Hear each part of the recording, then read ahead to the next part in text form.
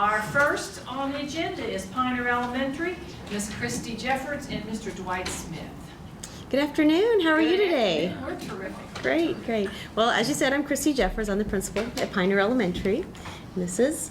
I'm Dwight Smith, part-time assistant principal at Pioneer. So I'm here to share with you today how Pioneer's been doing this past year. I'd like to start by saying how proud I am of our students and our staff. They have worked so hard over the last year, and they have just shown a lot of great work ethic and goal setting and just flexibility, especially the staff working to do whatever it takes to meet the needs of each and every individual student. So I'm just so proud of them. I couldn't be prouder.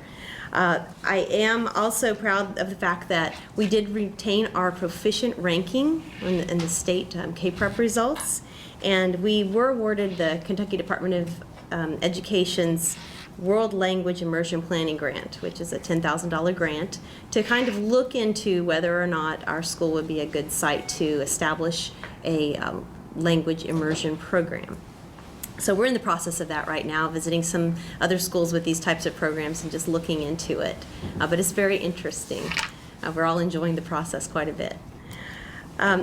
Just over this last year, I found that growth was a strength for Pioneer. We had 70.2% of our students in grades 3 through 5. Those are the grades that are tested on K-Prep.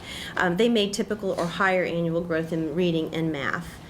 And I attribute a lot of that to the differentiation that the teachers are doing in their classrooms. Since we started using the MAP testing a few years ago, our teachers have gotten to the point now where they're using the RIT band information, the score information from the students to differentiate by using RIT band instruction. So they're using it in reading and math regularly, and I think that doesn't only help the students who are struggling and need some additional supports, it helps every student because it takes them where they are and moves them forward. And I think that is how we continue to have some really good growth in all segments of our student populations. We had a good achievement score for reading. We went up 1.5 points to 70.8. And then in math, we went up 5 points to 71.1 for our achievement score. So again, I felt that we were making good, steady progress in both of those areas. That RIT band instruction helps, as well as a lot of the intervention programs that we have in place. We've been using the Read 180 and System 44 reading interventions for a few years now, and we're just continuing to learn how to use that program, to use the data, to use the reports, and to provide more differentiated, individualized support for those students in those programs. And then we've started doing the Do the Math system for our struggling math students. So that's helped them to kind of go back and fill in some of the gaps that maybe they missed with their number sense early on, and it kind of comes back to haunt them later down the road. So we're helping them to fill in those gaps so that they can continue to make forward progress in math. This year, after we looked at our data from our K-Prep test scores, we found that there was an area that we needed to really work on, and that was writing. So we are working hard this year to address some very good supports in some systems and expectations for writing from K through 5. So one of those things that we're doing is establishing a monthly on-demand writing prompt from kindergarten all the way through 5th grade. And this has been very well received. The teachers are excited about it. They like knowing that everybody in the school is doing the same prompt. We sometimes have to adapt it just a little bit for the younger students, but it's still the same general idea. So they're learning at each level what good on-demand writing looks like, so that by the time they're in 5th grade and have to do on-demand writing in a short time frame on the K-Prep test, they're going to be ready for that. We've been doing some live scoring as well. Typically, when the students take the test, they do better on the multiple choice than they do on the constructed response sections. So we're working to develop those skills and kind of going back to the basics a little bit, going back to those live scoring sessions that we did a few years back, going back and I guess going to the pure form of it rather than just the way it's evolved in some cases. So I've conducted some sessions myself, and I'm working with the teachers and helping the students to really understand what it takes to get a distinguished on a constructed response answer.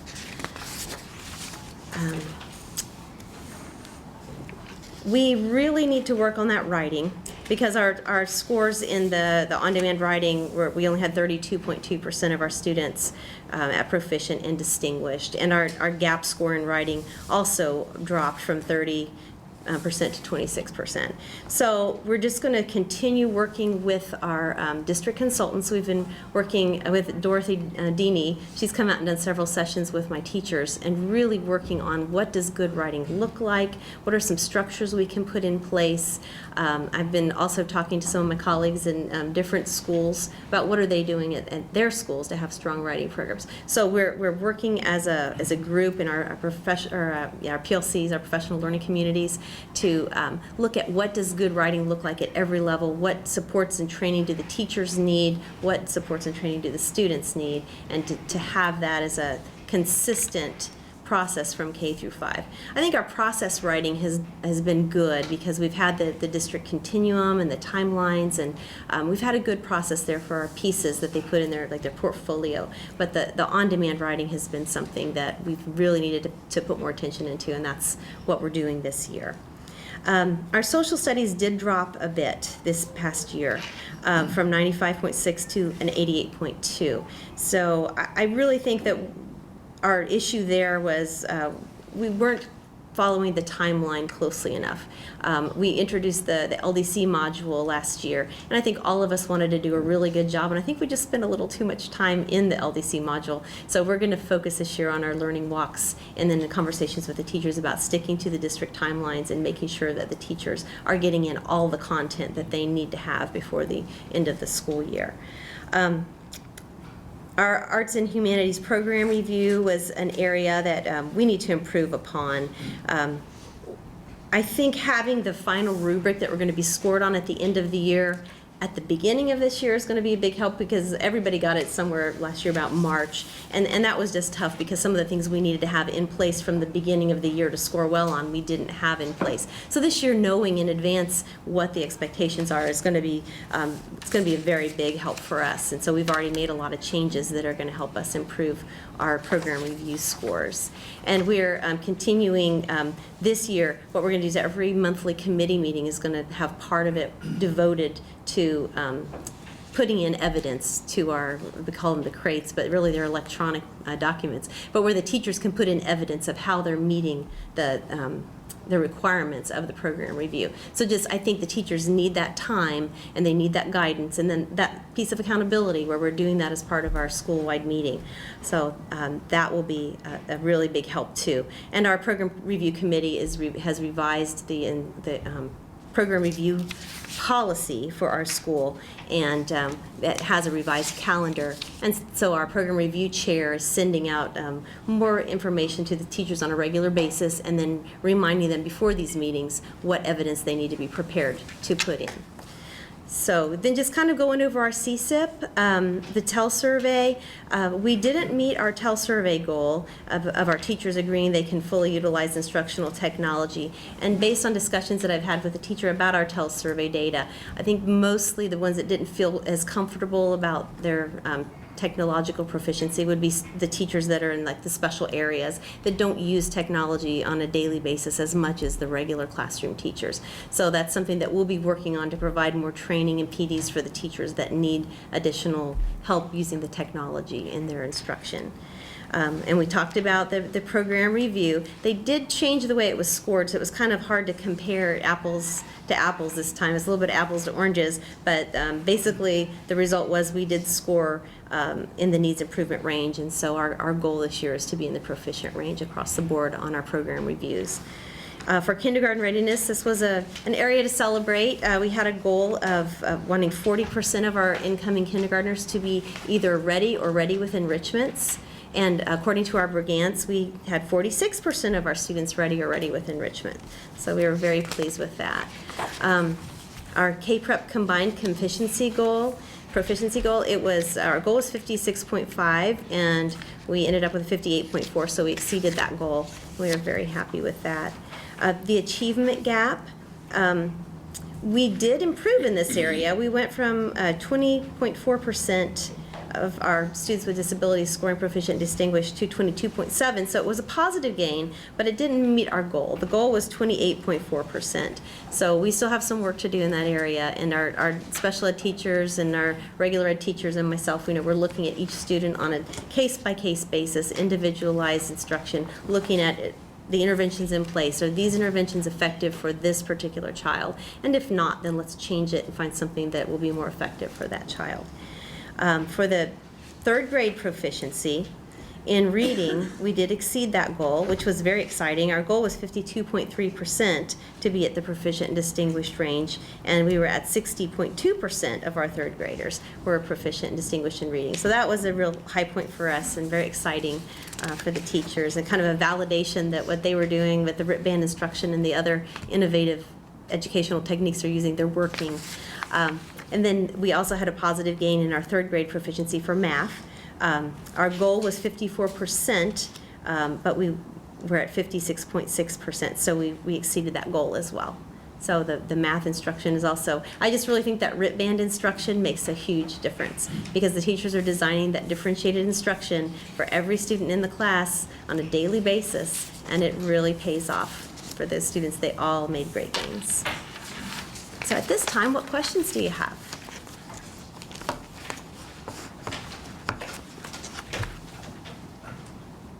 I'm going to go off script. That's scary. Oh, here it goes. If you could wave a magic wand and ask one thing that you think would make a difference for Pioneer, what would it be? I think it would be curriculum materials to meet the new standards. That's been one thing. My teachers have been incredibly resourceful, and I give them props for that. They go out and find what they need to teach those standards, but it does take a lot of time and a lot of effort for them. So I would say, updated reading, and with going into the new science standards, some new materials for them, so that they're not always having to be hunting for materials. They might have them right closer to their fingertips. Okay, thank you. We're glad to have you from Fort Wright. Thank you, and we're super glad to be here. So I want to thank you for your time today, and I want you to know that my first year as principal at Fort Wright Elementary went by super fast, and I'm very humbled and blessed to be a Fort Wright Falcon and an administrator for the Kenton County School District. So thank you. Fort Wright celebrated a lot of pride in our scores this past school year. We had increase in science, social studies, and language mechanics scores. However, and I'll come back to those in just a minute, I want to share with you, cheers were heard going up and down the hallway when I announced that Fort Wright had been the recipient of the iPad mobile cart with 30 iPads. So thank you so much. It was like we hit the lottery, and we did in our educational way. So thank you tremendously. Back to the language mechanics scores last school year, and we've had this program at Fort Wright for several years, but we really implemented it with fidelity in grades 1 through 5, and we hope to continue doing that and continue seeing those language mechanics scores increase each year. And we also tried something new in 5th grade last year. We decided to departmentalize our 5th grade. So I have one teacher teaching reading, one math, and one social studies and science. And the reason that is we decided to do that is so that those teachers could become content experts in their area. And part of becoming the expert in social studies was really working collaboratively with our district consultants and creating those LDC modules. And we really felt like that really helped our social studies scores. So thank you and the district consultants. Fort Wright also implemented some research-based intervention programs last year. One of them, Do the Math, which you heard from Pioneer as well. And a lot of things I felt like I could say, yep, same thing. And we implemented Do the Math in 2 different ways last year. We were fortunate enough to have instructional assistant that could implement for students that were using it as an intervention, that were behind in the content that they needed for grade level. And then we also used it to accelerate some students for part of the year. So we really felt like that helped us. And we also implemented the daily 5 reading structure, and that's basically where students would go to during their literacy block. They would hit 5 or 6 different stations, and during that time they would hit all research-based instructional strategies that were rigorous. And we felt like the combination of having Do the Math and using the daily 5 structure in reading really helped us to meet our CSEP goal of having more third grade students proficient and distinguished in both reading and math. So we felt like that was great. Mr. Shacker is going to share some exciting strategies that we have in place for this school year. Yeah, we've implemented a number of things for this school year starting in August that we're excited about, that we think is going to make a positive impact on the student learning throughout the year. First of all, we had both our third and fourth grades begin flexible ability grouping in math so that they can further differentiate and meet the needs of all of their students with math. Along with that, during their ELA block each day, they also differentiate during that block. So they make sure on a daily basis that they're differentiating, meeting those needs. Also, our fourth grade teachers are very excited. They've been implementing the LDC modules, and they always have positive feedback with that. They're real excited with implementing those. We knew that we needed to make some changes with our RTI process when we looked at our scores from last year, and we needed to reach some of those students a little better and also be able to track their progress better. So this year we've been more intentional with how we've been collecting RTI data, and so we've been having any of the students that score 25% and below, then on a weekly basis we're collecting data points on the needs of those students and keeping track and making sure that those students are making the necessary progress that they should. Any student that scored between the 25th and 49th percentile, and this is for reading and math, then we're looking every other week on some data points and making sure that they're making progress as well, because of course our goal is to get every student up to grade level in reading and math. Some programs that we've started implementing this year, in addition to the ones Ms. Wortman already named, we're using the Read Live program, which is Read Naturally's online fluency and comprehension program. And then another where we've been working a lot with is the Forward with Fluency, the Kentucky Numeracy Project. We have all grade levels implementing that. We meet regularly with Chris Jarbo from that and go over strategies for each grade level, again, on how they can be adequately meeting the needs of each of their students with math. Ms. Wortman's going to talk more about some things that we're doing also within the community, but a couple of programs we're continuing to implement will be, we have a math night for the community to take part in. That's going to be with an Amazing Race theme for them, and then also upcoming soon we have a literacy night as well, because we know it's very important to involve our community, and we're all a team together for that. We also implement some challenges this year. We've mixed it up with some different accelerated reader challenges.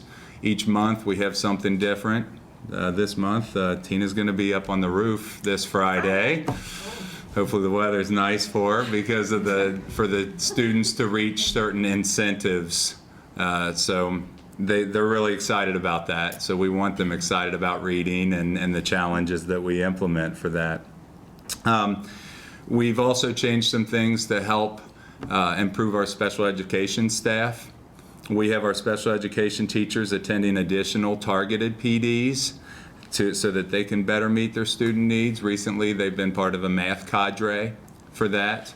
Also, we're making sure that we meet bi-weekly in PLCs with the special education staff separately, so that they can share strategies in ways that they can make the learning more rigorous for their students as well.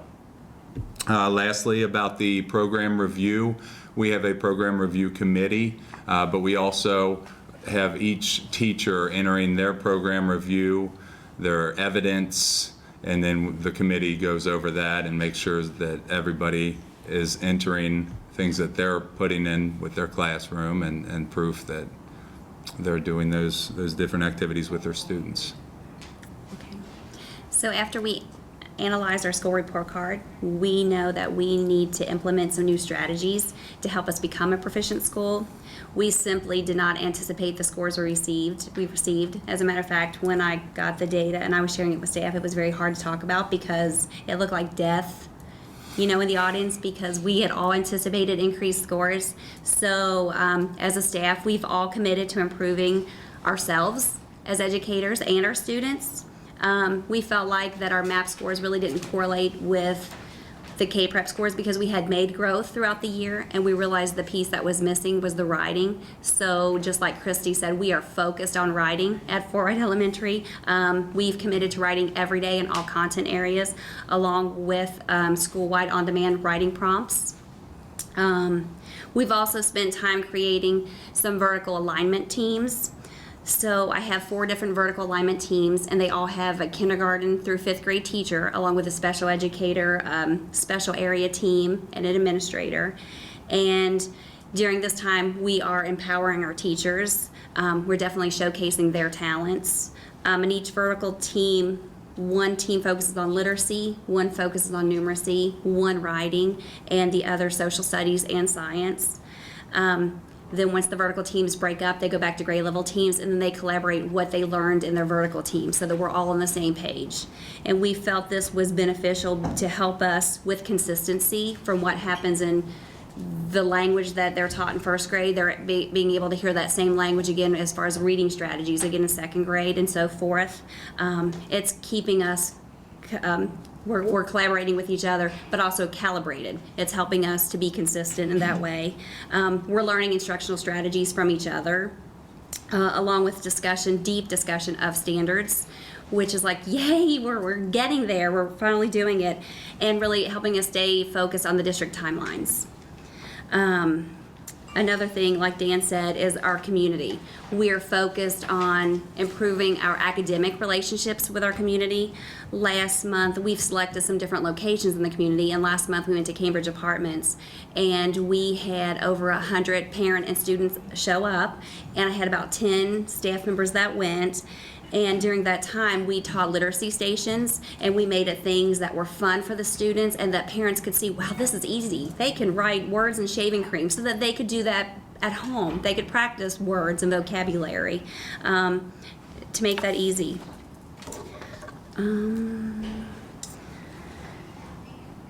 So with the help of my family resource coordinator, who is amazing, who helps plan all these things, along with my literacy interventionists, my classroom teachers, parents, we've incorporated other programs as well, like the iMom and the All Pro Dad breakfasts, and like Dan said, literacy nights and numeracy nights.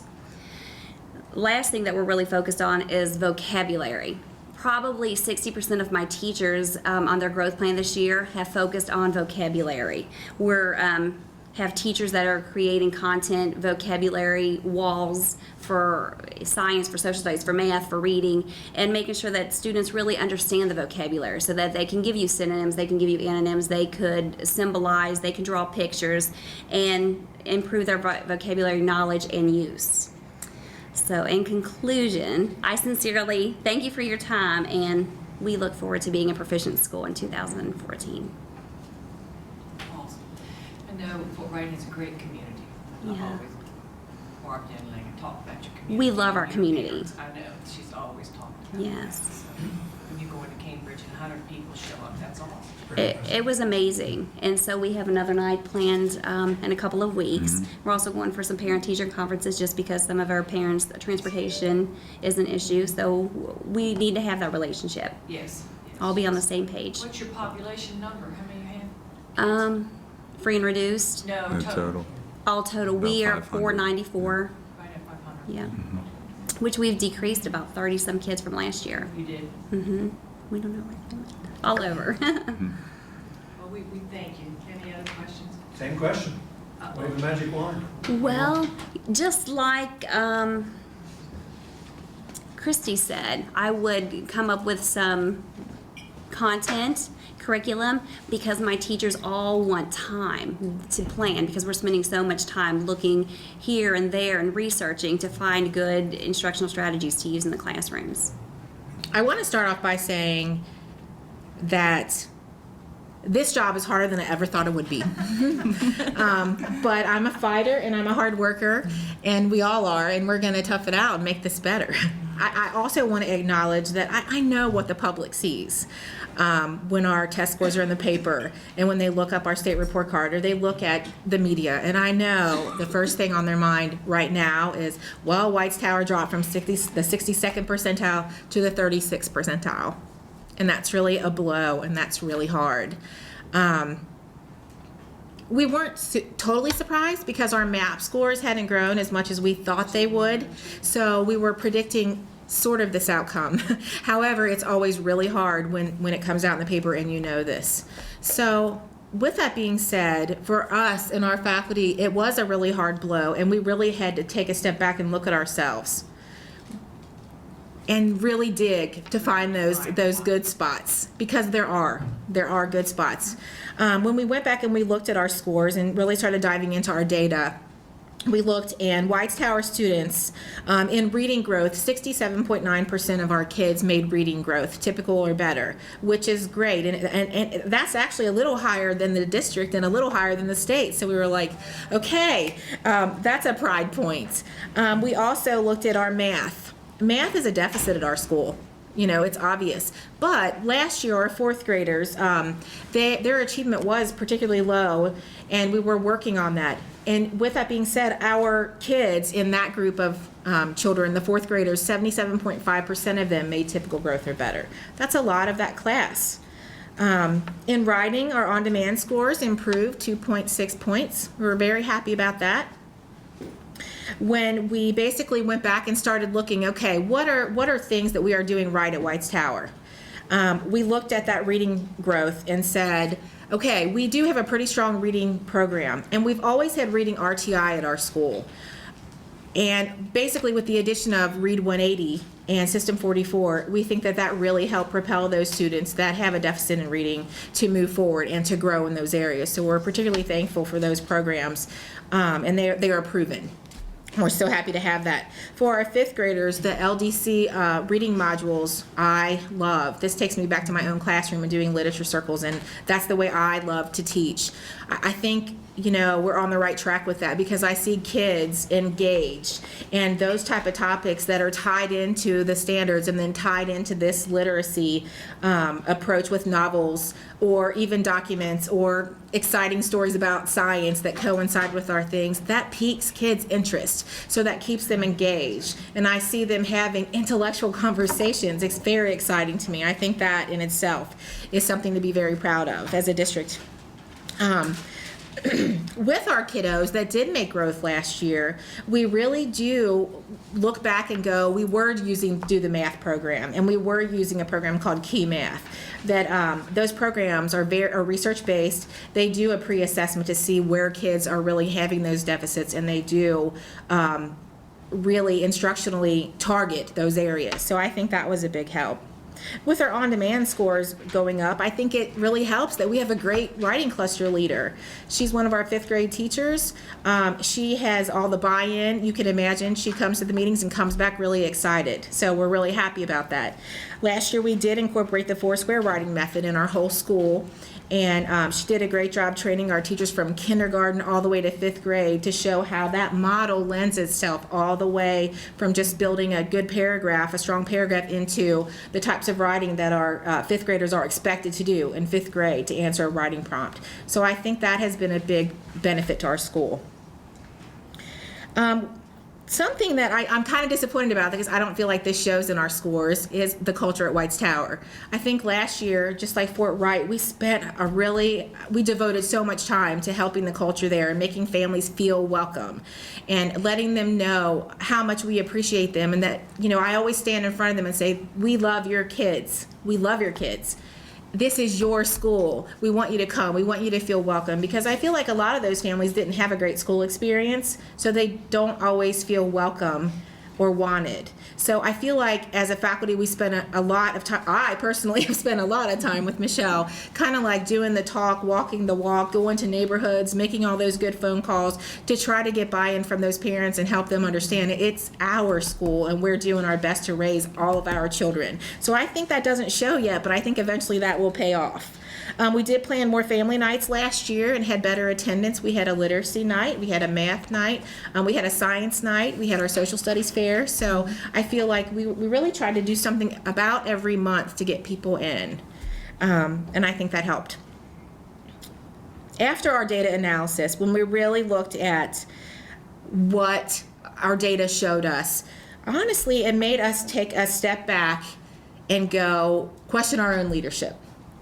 You know, we're a new team. We haven't been in this position before, you know, and I really just watched the playback from last year and I thought, wow, who's that girl, you know, because I feel like, you know, you live and you grow and you learn and you take all those hard knocks too, and disappointment creates a different person. But when we really stood back and we started looking at the data, we said the first thing we have to do is change our style of leadership. I'm not going to throw in the towel for who I am, but I want people to know what I expect. So that's where we started, with really clear expectations from us as leaders. At our data analysis, I truly said, look, people, there's no way to sugarcoat this. We are not getting the results that we need. We're not going to throw out the baby with the bathwater, but we need to really step back and take an intense look at what we're doing and what we are not getting done. So that was our first step, I think, at data analysis, is to say this is what it is, and this is where we need to be. Our goal is to be a proficient school. Our goal is to have all of our students be successful and feel successful. So that's where we started. From that meeting, with the help of my supervisor, our district consultants, we really sat down and we made a new literacy policy and a new math policy to take to our site base and to put into action. We sat down as a team, as a group, and said, what are the non-negotiables? What has to be in here? And how can we make this happen? After we did that and we really felt like we had something good to work with, we rolled it out to our faculty. And I have to tell you, I'm so proud of them, because I don't get pushback from them. They are looking to me to lead them, and they are doing exactly what I tell them to do, because it's what's best for kids. I'm not asking them to do anything I wouldn't do, and it's what's best for kids. So with all of that, we really went into this mode of, this is how it is, this is urgent, and we had to basically recap our whole day. And I'm going to let Mrs. Cobb talk about that. When we really started to look at where we needed to move and what we needed our focus to be, a couple of things really came up as far as that focus, and that was RTI and differentiation. And the way that our schedule was set up, it really didn't lend itself to meet the needs of those students and still enable them to receive core instruction like they needed to. So we really kind of revamped our whole schedule, and so now we have pretty much protected reading blocks and math blocks for every grade level throughout the day. And in addition to that reading instruction and math instruction, there's an additional RTI block for math and reading for each grade level. And none of those overlap at all. So there's an opportunity for us to minimize the disruption to the student schedule and at the same time maximize the use of our interventionists, so we can make sure we're meeting the needs of all of those students. So really what we've been able to do is make sure that students are getting the core instruction they need and also the added instruction to get them where they need to be. And at the same time, that gives teachers the opportunity to really use some wristband focused instruction to meet the students where they are in the regular classroom for those students that don't need any kind of pull-out intervention. So it's really exciting. When we looked at data recently at the number of students who are receiving interventions with the new schedule, pretty much all of our students who are below the 40th percentile in math or reading are able to receive a Tier 2 or a Tier 3 intervention in addition to their core instruction. So that's really exciting. I'm sorry. In addition to that, also, just like Denise said earlier, we are very sold on the Read 180 and System 44 programs. Those are research-based programs that have shown huge growth for our students. So this year we're continuing those programs, but in addition, we've added a third grade System 44 class as well, so that we're hoping to catch some of those students a little bit younger, to try to meet their needs a little bit younger and push them on, so that hopefully we can see even more growth from those students. No, don't be. Really, we really felt like we needed to isolate what are our big rocks. And they truly are differentiation, RTI, and good instruction, quality instruction. And with the quality instruction, we felt like putting all this RTI into place and having those blocks for every grade level, so we could really kind of like send all of our interventionists and to every grade level on every time block, so that would be protected. We also thought about accountable talk moves. We thought about quality instruction. And since I've been there, I think it's the curriculum coach in me, I kept saying to my staff, you need to use accountable talk moves. You need to hold kids accountable. You need to model that and teach them how to talk like that. I thought they knew how to do that. So when I really took a step back this year, I thought they don't know how to do that. So we had a training. We really talked about that, and I made that on our new walkthrough. That was one of my expectations. Is this hanging in your classroom? Do you have this to where students can see it? Are you modeling this? Are you showing them how to hold each other accountable and how to support what they're saying with evidence from text somewhere? So that in itself has been a big push from us. And just like we knew that we needed to train our staff on some of those things, we also realized that we need to keep our parents up to date and train our parents. So we're actually having our first parent university this Thursday, and we're going to have sessions for our parents about the math standards and the ELA standards, as well as intervention and differentiation and what does that look like. So really trying to include the parents and strategies that they can help at home to incorporate school and home in that connection. Just like Fort Wright, we are also trying to take some things to our housing projects. It's really hard for them to get to our school, and we want to bridge that gap. But a lot of them don't have transportation. So with things like Parent University, we want to take that to them. That's our next step. We did have a Ready Fest for them right before school started. We took school buses. Every teacher on my staff went there with a welcome bag and a packet from Ready Fest. We had a front porch meeting and met their parents, gave them a bag, and we helped them know this is what you need for school, because we knew they wouldn't be at Ready Fest. It was great. I mean, honestly, all the teachers were obviously there because we took school buses, but some of my teachers said, Denise, this was the best day ever, because they actually got to meet those parents. A lot of those parents are the ones that can't come to parent-teacher conference. You never see them. And those are at-risk kids. So that was really successful, and so many parents were like, thank you, Ms. Schmiotti, thank you so much. We haven't seen teachers here. We don't see. your face and know who you were, too. Right. And I've been there a lot, to be honest. I mean, I'm around the neighborhood. But, I mean, I think just to have all those teachers, that flux of, we're all here, we're here for you, and this is what we're going to help you with. It was very successful. So that's something that we're going to continue. And Parent University is the next thing that we'd like to do at their place. So we're working on that. As far as what we're going to do this year, we have got to continue with everything we've just said. We have to continue with differentiation and training our teachers. We've got to continue with RTI and protecting those core times and that RTI time. We've also got to continue to help our teachers understand what differentiation looks like at every level and how they are going to make that work with RIP band instruction for their students. They need more training on that. They really do. And our consultants are right there and ready to help us. And they've been awesome. I can't thank them for the support they've given us. It's been amazing. We also know that we have got to monitor all this. You know, it's all well and good to say, I have these expectations, here they are. But we've had to really learn a good monitoring system. If I say, I want you to do this, I want you to do this. And if you're not doing it, I'm going to talk to you about it, and I'm going to get you what you need to learn how to do it properly. So that's something that we're really focused on, is monitoring our RTI kids, monitoring our teachers, and being there for them when they need the support to hold them up and make sure they have the proper training that they need in order to do that. I don't know how much time I have left. You have 1 minute. I'm so sorry. Again, I think we have been really lucky to have some teacher leaders in our building totally step up to the plate. And honestly, I couldn't be more blessed with that. I really couldn't. Because literally this has been tough. This has been me pushing and pushing and pushing and saying, people, get it together. We have got to see what's working and what's not and fix it. We've been really lucky to have that. We've also been lucky to have all of our people here to help us. And one of our teachers is in the conceptual building blocks. That has been awesome. She has been able to come back and share with us. Mm-hmm. She's been able to bring that to our faculty meeting, because that's math is a focus at our faculty meetings and in all of our meetings. So we've been lucky to be incorporated into that group. So we have a lot of resources, and we're very thankful for all the support we have here. And we really want to make you all proud. Most of all, we want all of our kids at White's Tower to have that opportunity, because we may be the only thing that leads them to opportunities in their life. That's what we're going for. Well, you mentioned your fourth graders last year, so I'm sure you're working really hard with them as fifth graders this year. We are. That hopefully they will test better, do better. We are, Karen. And part of that, too, was that we didn't really have a strong RTI program at all in place for math. And the few programs we had were geared toward primary.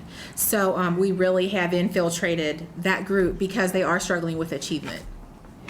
And I'm anxious to see, I saw your Parent University on your marquee. I'll check with them, see how many people you have. Okay, please come see our school. There are really good things going on there. I think you would love it there. Have lunch with us, hang out with us, walk the halls, see the kids. Please do that. I think you would be really happy.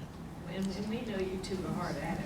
Like you said, if this job was easy, we'd all be off somewhere making millions of dollars. We certainly would. But it don't happen like that. You know, Anything else? I have some fair amount of background knowledge about White's Tower. Yep.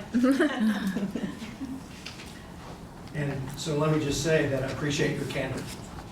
And I think you've said all the right things. And I mean that sincerely. I especially liked hearing you talk about setting expectations, and then you came back to it at the end and said following up on those expectations. I think that's key. I absolutely think that's essential. I've seen it from both sides. I've lived it in the business world too, so I'm not just talking about educators. I think that's so difficult for teachers to do. We teach teachers how to be good teachers, hopefully, but it's a different thing when you have to step up and become a good administrator, a good manager, and it's not easy. I know it's tough. You said all the right things. Of course, you have to produce the results on the Yep. scorecards, right? So We do. we'll be pulling for you to do Thank that. you. But Thank you. I really like that, and I would encourage you to keep that up, because I think that's absolutely essential. I have the same question for you. What do you need? Wave the magic wand. What one thing would you want? You know, obviously we all want more resources. I feel like we are still in need of more technology at White's Tower. And we are using part of our allocation always to do that, to buy more technology. But Because of your particular socioeconomic group that you maybe need more? I think it is, and I don't know that it was always, a priority before, but now you need so much of that to have those resources to get what you need to support the standards. So I think in that regard, it would be resources, and a lot of it would be technology for our students. Thank you. Thank you too. Thank you. Thank you. We look forward to it. Welcome to River Ridge Elementary, Miss Shawn Harney and Miss Jenna Smitty. Thank you. Thank you. Welcome. We're glad to be here. We have a lot of positive things to share about River Ridge, but I would, not be completely honest without saying this is a disappointment for us to learn what we learned. I want to point out that so many positives that are taking place at River Ridge, but when you drop from the 98th percentile to the 77th, obviously that's a disappointment.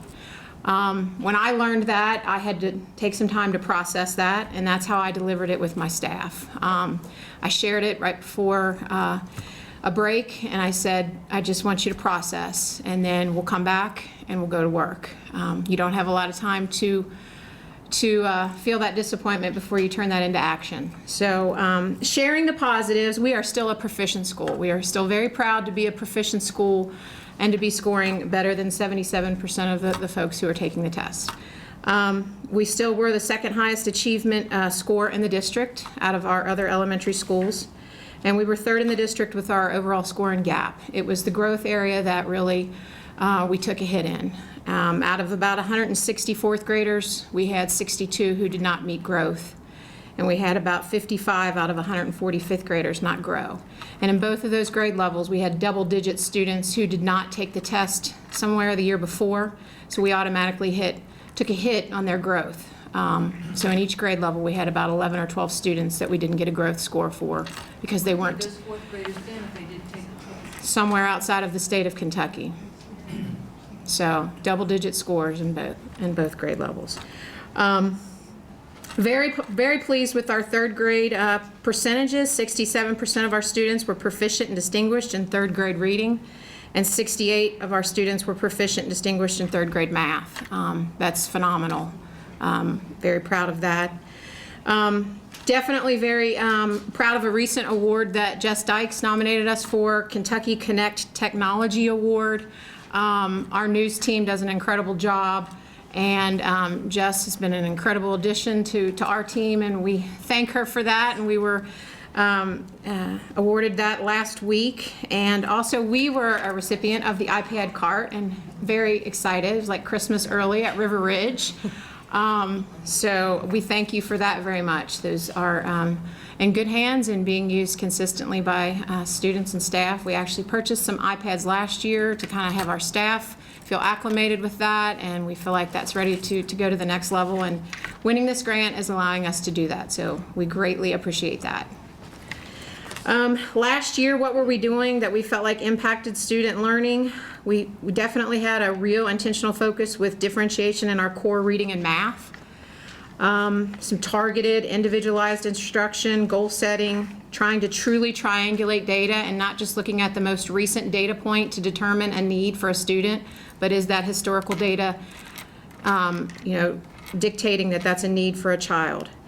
Again, just a year-long emphasis on training to support our staff members with what we're expecting. If this is what we're expecting and this is what we're wanting for kids, we need to make sure that we're providing the support with our regular ed, special ed, and EL staff.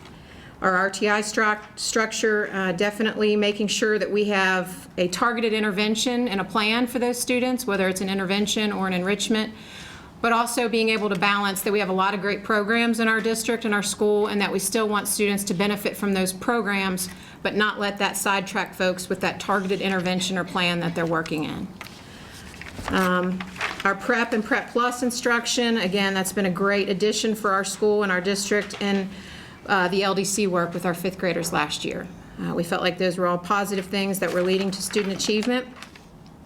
So this year, before we learned our data, we added a research-based math intervention, Do the Math, and Dreambox. So we've added both of those to our school. Continuing with that intentional focus with differentiation in the core reading and math, and just continuing again with triangulation of data, using MAP. MAP is incredible. We love the data we get from that. Our SRI, SPIs, and just ongoing formative assessments to make sure, again, we really have a historical picture of data to know what kids need. So after realizing what our data said to us this year, you can see that growth, again, was the biggest area for us to focus on. We had 78.3% of our students the year before meet growth, and that number was down to 58.8. And that was in reading. In math, we had 82.6 meet growth, and this past year was down to 62.5. When I went around and talked to students and staff, that was an area that I really tried to focus on talking to students about is growth. I think that's sometimes hard still for adults to understand. So I really related that to kids in terms of goal setting.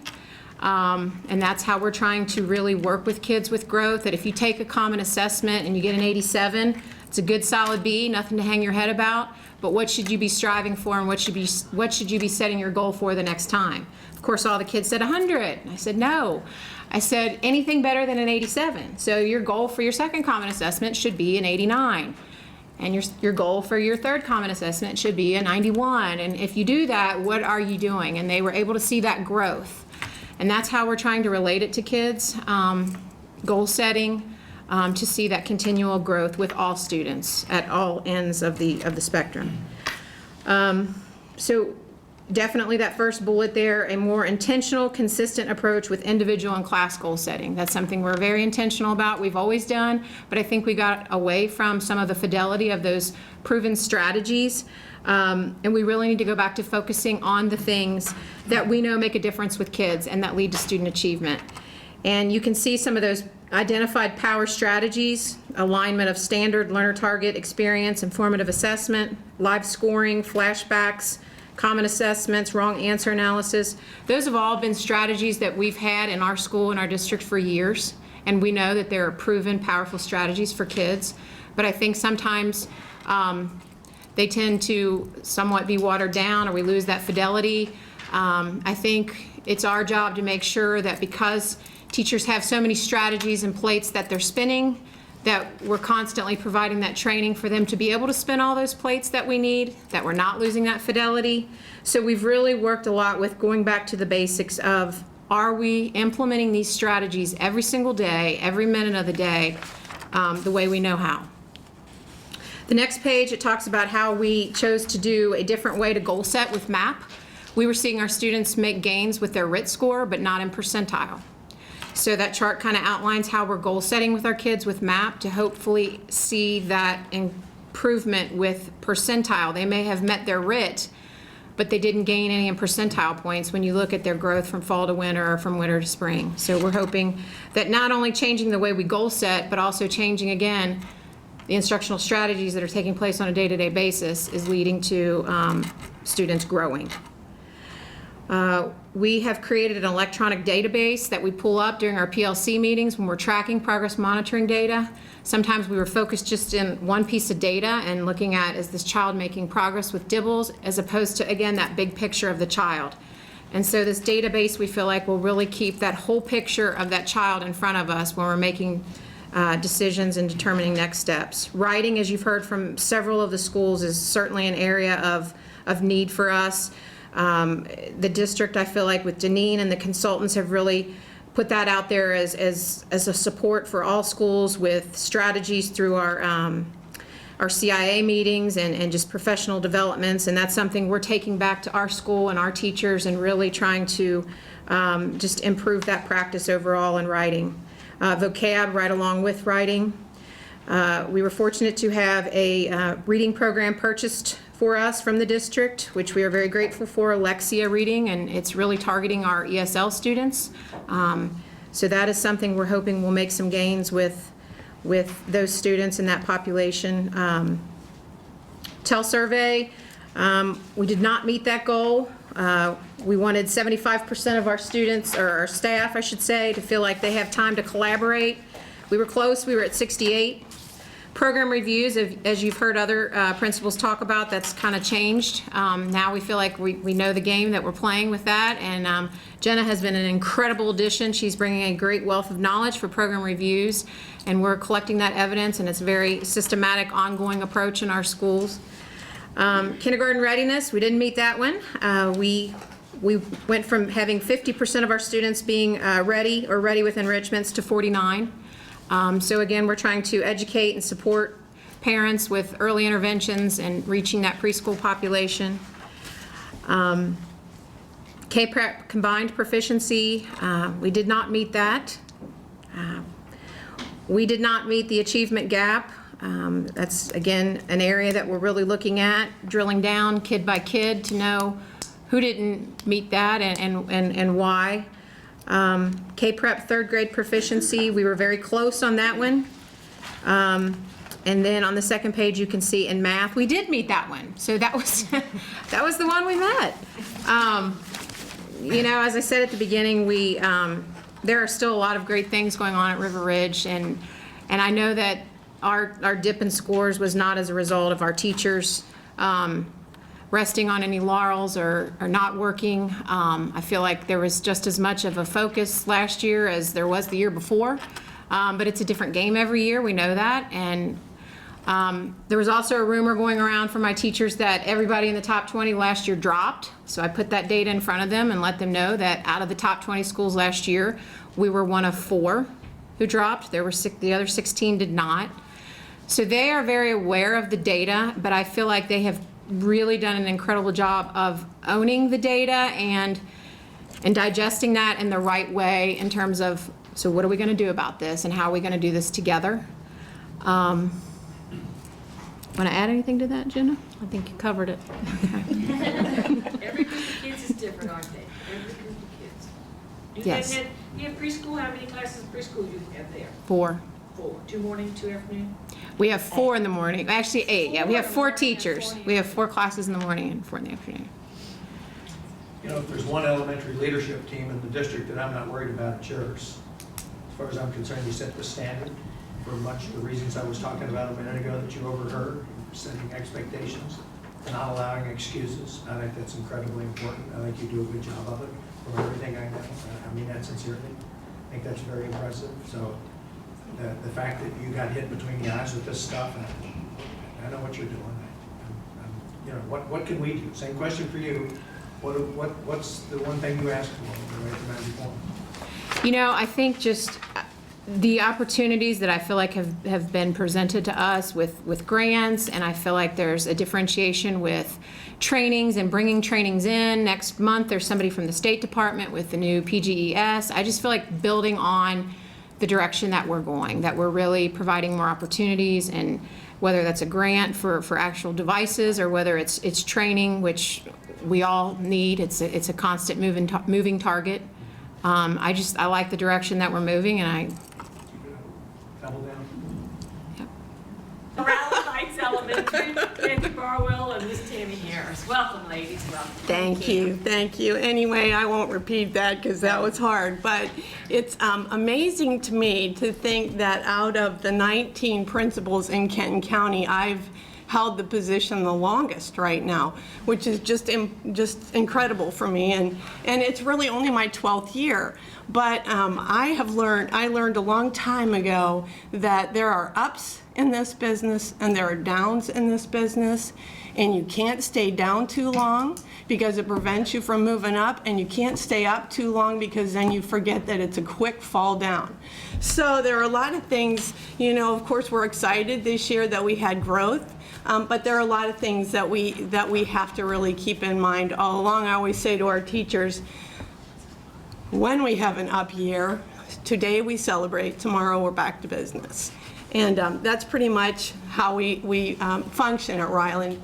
About a week ago, I got an email from a gal who, it's kind of funny, before I came back to education, I actually babysat for her, and now she's got a leadership position in another district, as does her mom. And we went to Xavier. We went through our master's program together at the same time. I was in counseling at the time and she in administration. But this gal emailed me and she said, my mom started her teaching career at Ryland Heights and in 1983, and I wonder if you could find an old yearbook and if you could take some pictures of her first class and what she looked like when she was a teacher. So, of course, I dived into these old yearbooks, and it was really funny to see that, all the changes. And what I found to be the most amazing was the number of folks who have left footprints at Ryland that I didn't realize. Folks who are consultants in school districts, folks who are principals in school districts, and even a superintendent. And these are folks who were only there for a year or two because for a long time Ryland was a stepping stone school. I've said that before. We're not anymore. And that's pretty doggone exciting to know that this is not a stepping stone school. This is a school where teachers actually want to come work and stay. And that is a big deal for us. One of my favorite professional books I read when I was in the Kentucky Principals Academy, and we read it again when Kenton County adopted the Kenton County Principals Academy, and it was called Great Groups. And it focused on groups that have made an amazing impact in the world in some way. And one of the things that it identified was a leader with vision and passion, and members that equally had vision and passion and a hunger to prove themselves. And I think that we've had that at Ryland. I can certainly tell you I'm a passionate person. I have a hard time, singing laurels. I always felt like as a special educator and as a classroom teacher that I was a pretty good diagnostician. I feel like I'm a pretty good visionary. I can see things as they are and then really think of ways to improve them. So I feel like maybe that's a strength area for me. And one of the things that I feel like I've done a pretty good job doing is building just an incredible staff. We've had 5 nationally board certified teachers on staff for quite a while, and last year we had 6 teachers who decided that they were going to band together in a cadre and work on becoming nationally board certified. Now, right now, they're all a nervous wreck waiting to see if they passed, and Tammy and I took them out the other night and said, it's almost unlikely that all 6 of you will pass because that's how it's designed. It would be phenomenal if you all did, but you are teacher leaders of the extreme kind. And I think sometimes when I have the luxury, and this year's a great year because Tammy and I are evaluating 25 teachers, so it's so much fun to go into classrooms. If I were visiting, if I were going back in time, or if I decided that I wanted to go back into the classroom, I'm telling you right now, I would be a fabulous teacher. I would be a fabulous teacher. Oh, because I get to see incredible teaching every single day. So I think that, in the 12 years that I've been around, we've grown in a lot of ways. My very first year, I think I've told some of you this before, we had 12 homerooms when I came to Ryland.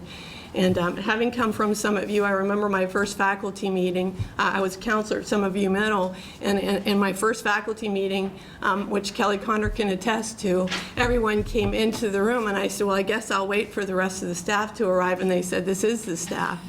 Well, you know, our library's full to overflowing now because this year we have 28 homerooms, and we've grown a lot. Something that has been a mantra for us is to stay the course. To make tweaks when we need to look at what's working and develop patterns that keep working, and to make those changes when we need to. On that 2013 K-Prep, you know, on the 2012, we were just a minute inch away from being a proficient school, and this past year, we are proud to say we went up 10 percentage points and we're proficient and progressing, which we were very excited about for a day. And we're really trying to maintain that, all of the great things that we have in place that we're doing to make sure that we keep having progress. We were really thrilled to see for the first time, because we've always been, you know, we've always been bottom dwellers, and our staff is really excited not to be a bottom dweller. We were one of the top 5 scores in Kenton County, which was really a lot of fun. But that saying, we have phenomenal schools in Kenton County, so we're all just kind of hovering there all together. And so, you know, who knows what will happen next year. Hopefully we'll stay up there. Student growth made a huge difference for us. That was a big area. We were in the top 3 with student growth, and that's a hard one to maintain, just, you know, as Shauna just said. So we know we are challenged to keep on pushing kids as hard as we can so that they can keep moving forward. We were one of 7 of the Kenton County elementary schools, which I think in and of itself is a great thing to talk about, is that we had 7 schools that had maximum points in science and that did really, really well in social studies. We're doing some good things in Kenton County. Of course, we continue to plug away at reading. It eludes us, that push to get us above where we want to be, but 70.4% of our students showed growth in reading, and that's where we're going to keep on pushing. We have teachers who are flexible grouping. In 4th and 5th grade, we do flexible grouping by ability, so that we can really focus on strengths and weaknesses. We have like everyone, and I know you've heard this 1,000 times, we have a strong RTI program that we keep tweaking and tweaking and tweaking, and Tammy's going to talk a little bit more about what we are doing this year.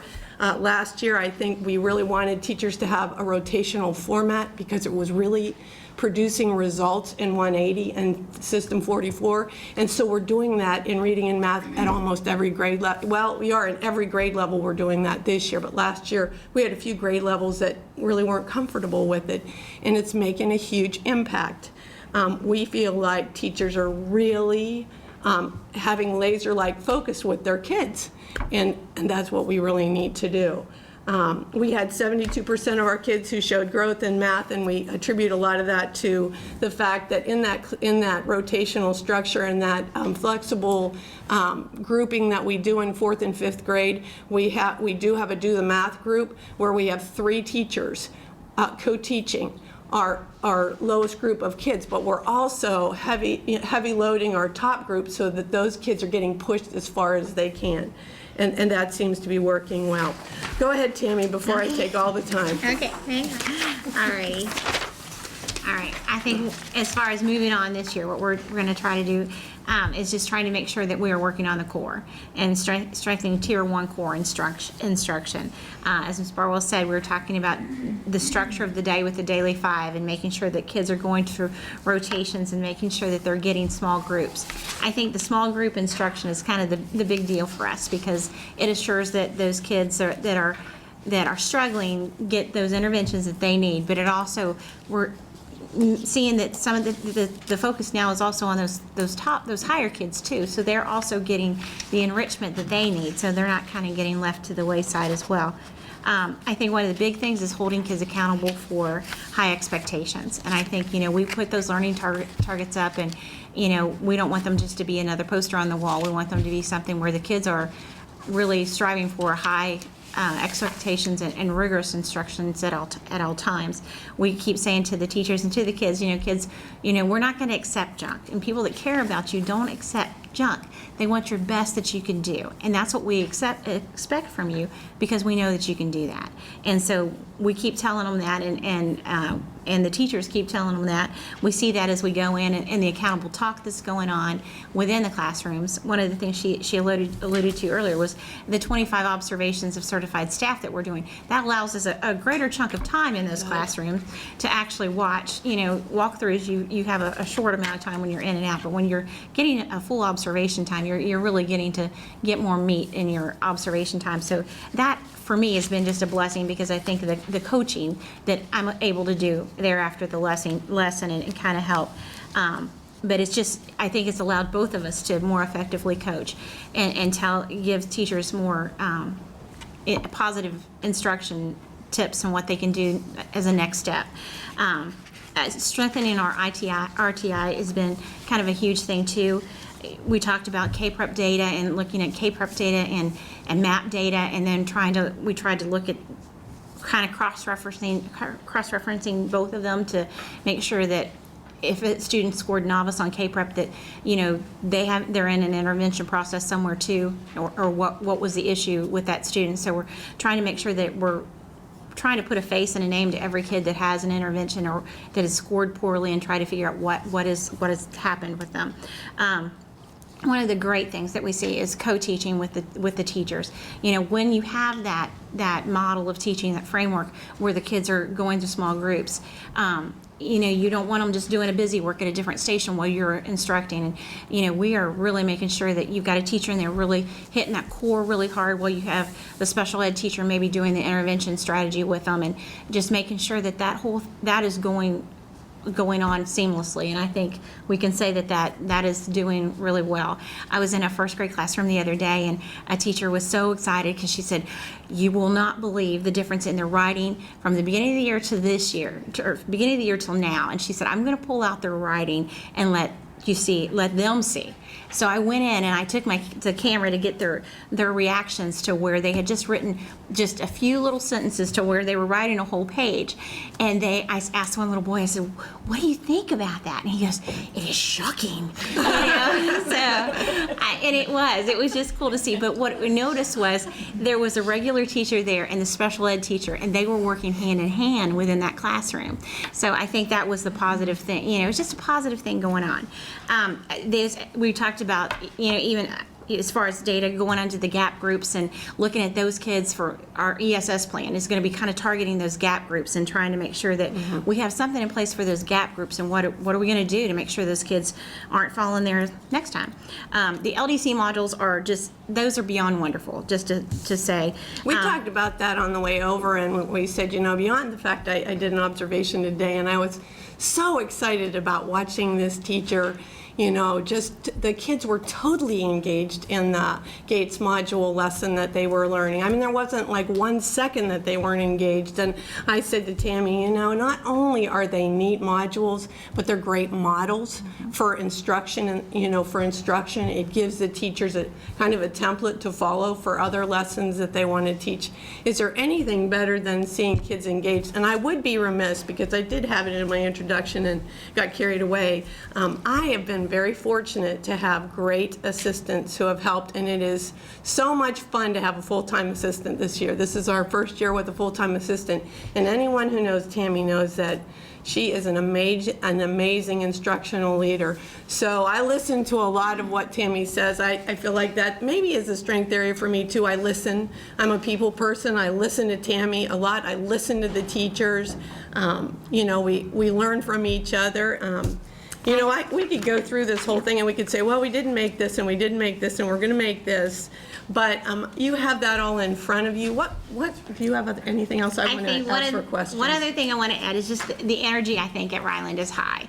And I think, we can contribute that to those, I think that LDC module just has spilled over into all areas of instruction, where the teachers have been able to see, hey, these kids really can do these things at high levels and rigorously. And so I think that has spilled over into other instruction, because so you see them using those same things that they do in LCDC modules, you see them in other areas of instruction, which is awesome.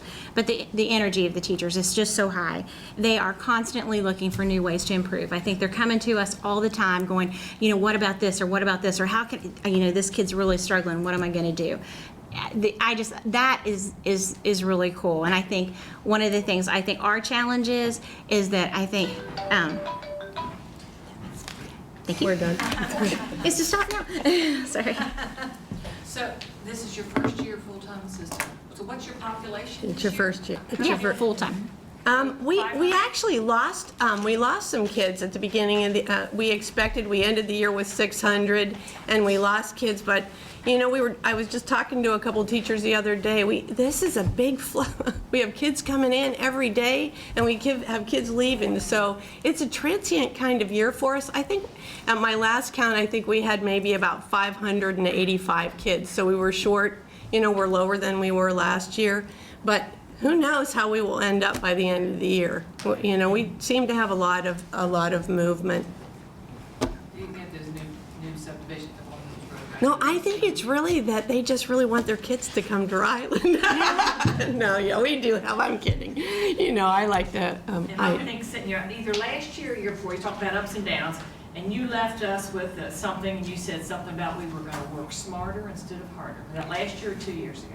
well, probably 2 years ago, but we are working smarter, And but there we're you also are. working harder, so. But this is what you did this year, and you're proud of you. Well, I'm just really proud of a great staff. Tammy wasn't around when we didn't have common planning times, and I remember Connie Ryle was my mentor principal, and she said, Kathy, you got to do this. And in my very first year, I changed the special schedule in the middle of the year, and it was like anarchy. I'm not kidding. People were ready to hang me. But the next year, I noticed that just because they had common planning times didn't mean that they knew how to plan together. When you walk down the hall now, we see 4 and 5 teachers who are on teams with their heads together all the time. So, I'm sorry. No, you're all right. I'm sorry, I squeezed that. We get to break here, so you get to talk. I think if I was a teacher, I'd enjoy being on your team. Oh, thanks. So- Well, we'd enjoy having you, and And I've seen your takedown moves. So what? I have a black belt. I have a black belt. No. Yes, I do. I'm glad you didn't do the full effect. I might have to use mine, but I don't have any. You do too. What's on your wish list when you wave the magic wand for Ryland? We would like to have a new, on a wish list, if you're talking money right now, we I can't wasn't do. talking money, I said, well, if you could. If I had a wish list. Okay, well, money. You can ask for money if you want. We would really like to, we have a problem doing our live broadcast with our news now because some of our wiring is old. And so that would be something that would be really great to be able to get. I always call it a tower. I know that's not the official name in the library. We're working on that because we really miss not being able to have that live broadcast. We've come a long, long way, and we kind of lost that provision. For your live broadcast. Got it. And we also would, we're also always looking to increase technology and all of the, the other great things that are available. But I want to thank Deneen and also Melina because they have been great. I don't know, probably a harder worker than Deneen, and, she might get a little frustrated with me sometimes, but I'm telling you, that I appreciate it. And I know sometimes I get a little frustrated, but I really appreciate, there's never a time that I ask Deneen a question that she doesn't come up with an answer, and that's a wonder. And I'm sure Melina, I'm sure they feel the same way. Now she's gonna forgive me for going over. Thank you. Hi, this is Sandy Schnatz. I'm the principal at Hinsdale, and this is Sharon Claymore, the assistant principal. It's good to be able to present to y'all today. So our points of pride, we're excited. We are distinguished this year. So when we first got our results, when the results first came out, and we didn't know that some changes had been made, we were a tenth of a point away when we first got the first set of data. So, it just devastated everybody thinking we're just a tenth of a point away. But then they recalculated everything, and then we made distinguished. So very, very excited about that. And then I had to get on the email because everybody likes to do rankings, and had to get nosy on the email and look, and we were 73rd out of 730 elementary schools in the state. So very proud of that. Like to be number one, but still proud of 73rd. We were number one in the area of achievement, and then we ranked second in the gap, and we really want to improve on that. And we're so excited. We just started this today, but we're one of the 5 schools chosen to receive the iPad grant for the district. And they went out today. Our STLP team is already using them. Everybody's excited. We're just waiting for the cart to arrive, but we couldn't wait to start using them. So thank you all for that. And then just a kind of a side note, today we actually, and Jess helped us get this together, but our 4th grade wrote a grant and just started, and their whole 4th grade team has now, every student has a stability ball. So they wanted to see, would there be a difference in kids really focusing and staying on task? So today we had a news story, and Channel 9 came in and did that and interviewed our teacher and a couple of our students, and that'll air in the morning. So, but students are, when Sharon and I walk through, you can definitely tell a difference. But just to hear the little kid's interview, if you get to see it, and it should be a link, he just says, you know, I have to stay focused now because I have to keep my balance. So it just, you know, but it's priceless.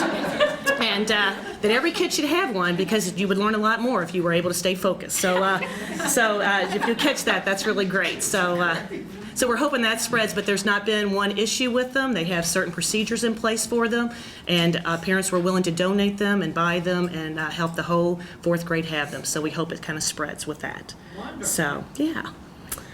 All right, and then what did we do last year that we thought really helped our test scores? The first thing we did, and I think I mentioned this last year, is we did a book study on rigor of what really does that mean and what does that look like in the classroom, and did chapter to chapter during our professional learning communities, and just really saying, are you really doing these things, or are there tweaks and things that you can do to really improve on that?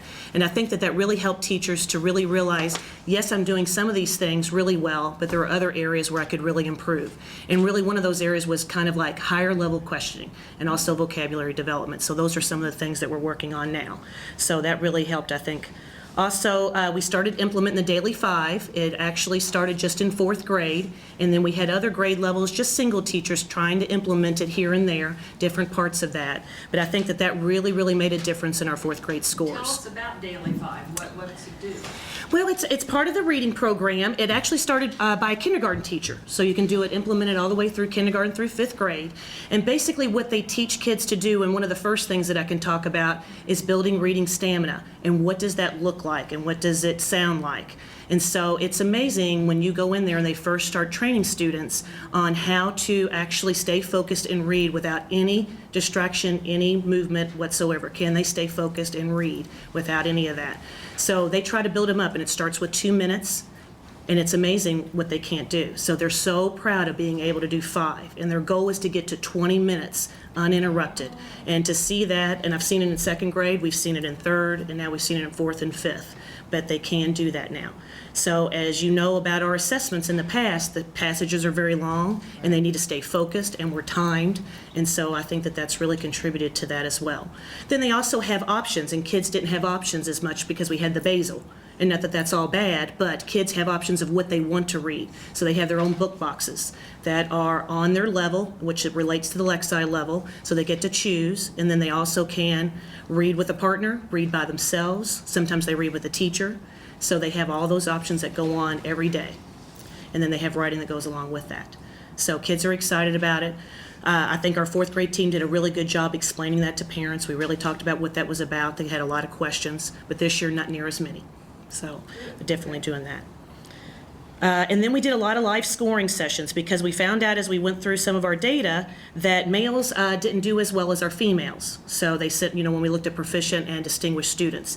And we thought a lot of that might be from the extended responses, even though we don't get a lot of information with that. But we also kind of guided that with our on-demand writing.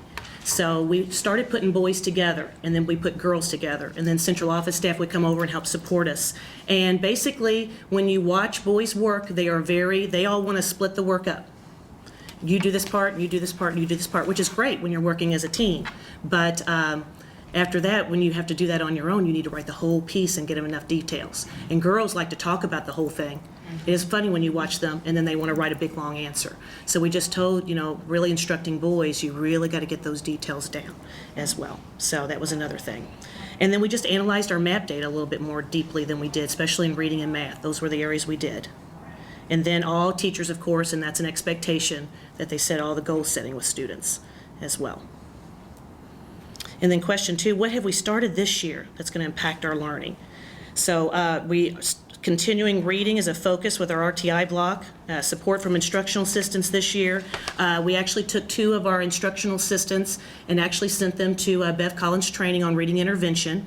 And even though we're not a Title I school, I felt like we could at least utilize those strategies. So we sent them to that 3-day training, and they worked primarily with first and second graders on doing those strategies to help those teachers out during the RTI block. And then the other areas, we found that there was a little extra time from our special area teachers, so they've been supporting in the classroom, especially in our 3rd and 4th grades, and also helping with our System 44 as well.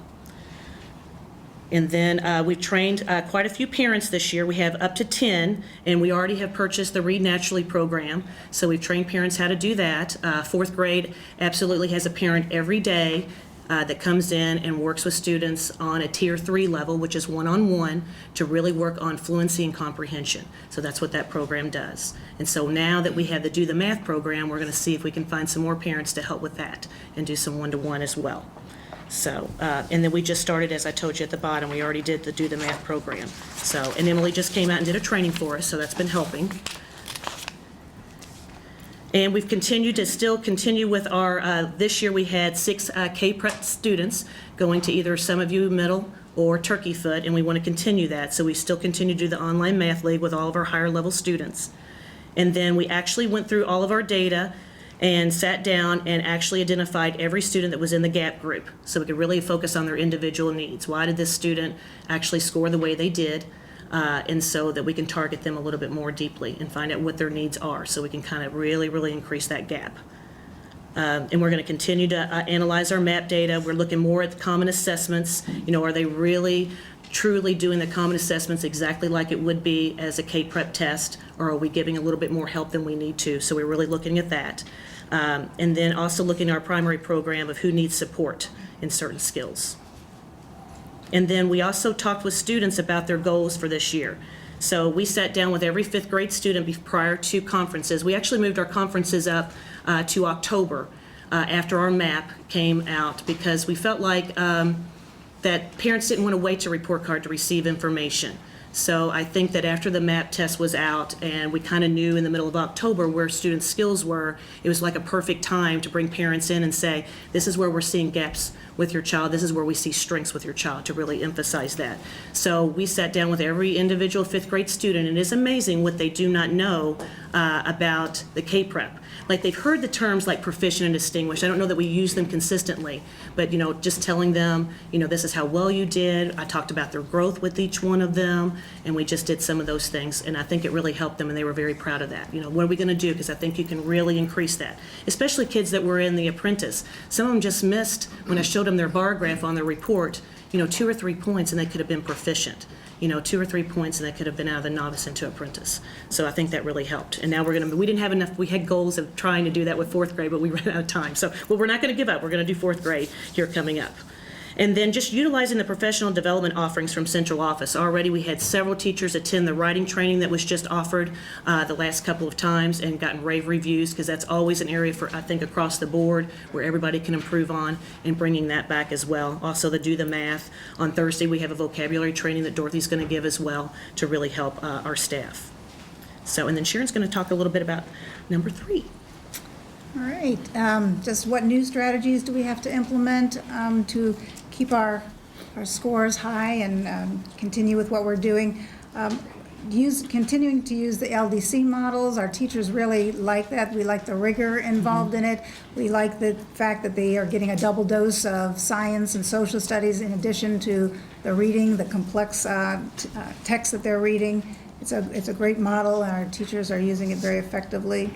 And we are intentionally teaching writing at every grade level. I think we're spending a lot more time, and part of that is through the Daily 5 with the the language arts model because they have some additional time for writing built into that Daily 5 model. So they're spending a lot more time. And as a ELA committee, our teachers are working on common vocabulary and language that they're going to be using about writing all the way through K through 5. So we're working on that. We're continuing to build reading stamina, which also the Daily 5 gives us time where the students are really having eyes on text more often. They're really spending time reading a lot more and more complex text. So that, and then our last bullet that we have here about special education was interesting. I was looking at that earlier and thinking, when I became a special ed teacher many, many years ago, I remember my teachers saying that at some point, every child's going to have an IEP. And I think we are so close to that already. I mean, all of our teachers are looking at all of our students and their data and what goals they need to shoot for, and writing those specific goals for every student, no matter where they fall on the spectrum of learning. So we are spending a lot of time working with our special ed teachers, and we almost have them as co-teaching model. We're getting there, we're much closer, so that's a big goal for us. But our Daily 5 is really spread. We have 3 teachers now really implementing it fully. Because, 4th grade, they always look at their test scores and they always say, man, I wish they were just a little bit higher. And I said, but you know what? You've built the foundation for those kids to go on to 5th grade, and that's why they look great. And I said, now 3rd grade's buying into the Daily 5. And I said, you're going to see that benefit. And so, when we're looking at that intentional writing, what is the expectation at the end of each grade level so that we're all on the same page and we all have that same commonality. And so one of the things that we've done this year with our PLCs is we've moved past the rigor book, and now we can just kind of talk about it, but now it's more about student data and each individual student and what are we doing, and not that any student can fall behind, and what are we doing to push students, because it's not always about the students that are always below, but we also have students that are very bright, and what are we doing to push them along as well.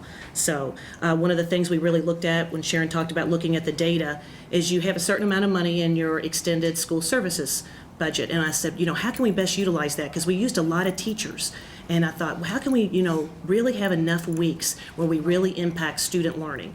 And it's not just, so we looked at one of our instructional assistants, and we got her trained in Do the Math, because that was an area that we saw was a weakness. We saw that 3rd grade had the biggest gap.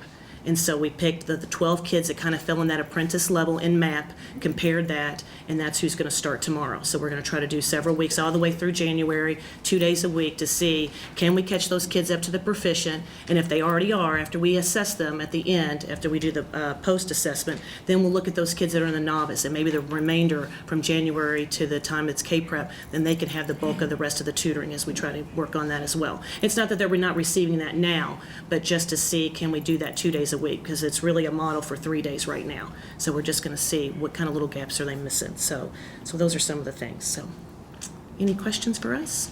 Or, You have a great community there. we do, yes. The donuts was dad was overwhelming this morning, but I'm glad. There are so many dads. And the moms kept saying, why is there so much parking? I said, because dads are in and out. I said, moms like to linger a little bit and talk, but I said, dads like to get their donut and go to work. So I said, we have plenty of parking today. That's good. And I always look at your attendance, and needless to say, you win every month. Except for the first one, I was devastated because we didn't win the state one. But other than that, it's just, it's just hard not to be number one. But, congratulations to Kaywood for winning it. I'm glad it was a Kenton County school. That's all that was good. So, but yes, we do have good attendance. Before you go, Okay. got to keep the streak alive. What do you want? What's your magic wand? Oh, you know what? I told the teachers as we looked at our data, and I know 90th is great, but it would be nice to be a solid 95th, and just be solid and distinguished if we could get there as well. Really utilize those iPads where kids, I kept thinking, and this is, old school, that I have to learn technology and go to everything Vicki offers, keep myself updated. But the kids pulled them out when they did the student leadership program, and they're out there with the girls on the run because they had their practice 5K, and that was also the first day for that program. And they're out there, no problems. I'm thinking, here I'm worried about, are they going to be able to use them just fine? No, not at all. So, I would really like to utilize that where they're actually doing true projects and being able to present, and, video, and just seeing that a lot more. And seeing, as we look at 21st century and the things that are going, we have to move our kids as well. So that would be a nice magic wand if I could do that. So those 2 things would be great. Oh. Welcome to Summit View. How are you, ladies? Great. How are you guys? We have Miss Leslie Smith, Miss Sarah Callahan, and Miss Andrea Crumpleman. Got all three of them I today. do. I have a great team. Had to bring them all. Oh, you do. Go ahead, tell us. Well, before I start, I just want to thank the support of the board and Dr. Cox-Crewy for the support for Summit View and also our school district. For the Point of Pride, I am actually very excited to talk about my Point of Pride this year. Not only did we have an achievement score of 100 in language mechanics and science, but we also did see an overall in our scores. In science in particular, 90% of our students scored in the proficient and distinguished range, which was huge for us, and we actually only had one student who scored in the novice range. Also very pleased to report that we are a proficient, progressing school, and so that is great for me to say that. We've also been identified as a high progress school. We are recognized through the state for being in the top 10% of schools for school improvement, so we're definitely very excited.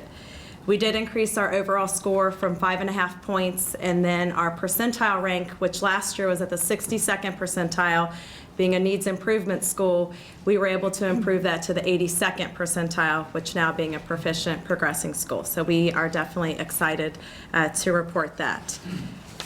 Last year, we did have several strategies in place. We did see a big increase in our reading scores. Not only did we see an increase in achievement, but we also saw an increase in growth and gap scores. Some things that we did was we really tightened up our response to instruction block. We made sure that all students, even if they were not in a small group, that they were actually participating in instructional activities during that block based on their instructional level.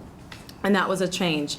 In the past, some students were doing more independent type projects, so we definitely needed to tighten that area up. We also last year expanded our RTI for third grade to 5 days a week, so we definitely saw improvements in that area. And then also through instruction, we have a balanced literacy model, and so daily we make sure students are receiving instruction in small group, a guided reading group on their instructional level. So those were some things that we did in reading, and we did see that growth in our reading scores. Ms. Crumpleman's going to talk to you a little bit about Read 180. In Read 180 last year, 65% of our students made growth on the K-Prep test, which is over 50, which we were very excited about that.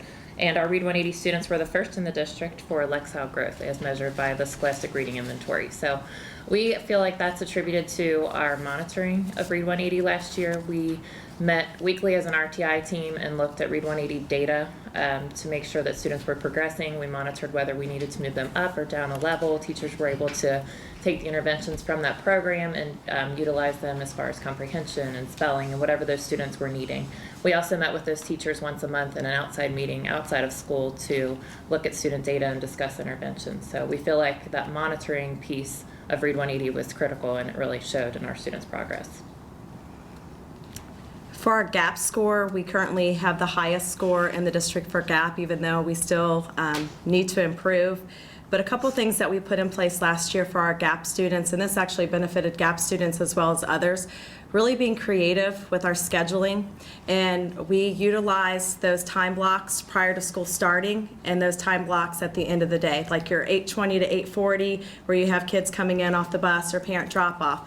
So we looked creatively with our schedule, and we pulled some people that were on duty where we felt like they weren't necessarily needed in that spot, and so they were providing interventions during that time block. So, when we're really talking about utilizing every minute of the day, we were utilizing every minute of the day, and that was exciting for us.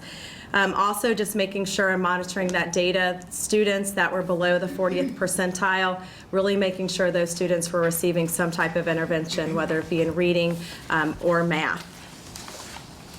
This year, to help improve our assessment scores, we did expand our response to instruction block to 5 days a week for all grade levels, kindergarten through 5th grade, and also adding more of a combination of reading and math instruction across the board instead of just saying all reading or all math, depending on the student's needs. During that block, some students may be receiving intervention in reading and some may be receiving intervention in math. Also within that RTI block, utilizing time for students that are higher performing to actually receive instruction on those high RIP band levels. So being creative again with how we're structuring students instead of focusing all of our energy on our lower performing students, but also looking at those kids in those higher tiers. Another thing that we've done through RTI was utilizing our support staff more creatively, looking at people that might have been spending some of their time not necessarily working with students and making sure that that was their focus. And also, we did apply last year for an ESS daytime waiver. Instead of doing after-school type interventions, we actually did that during the school day.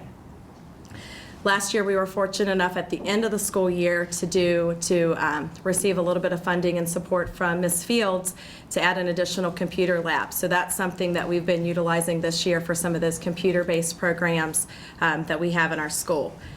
An area that we are very pleased to have, and this year we have it in grades 2 through 5, is all of our math classes are co-taught.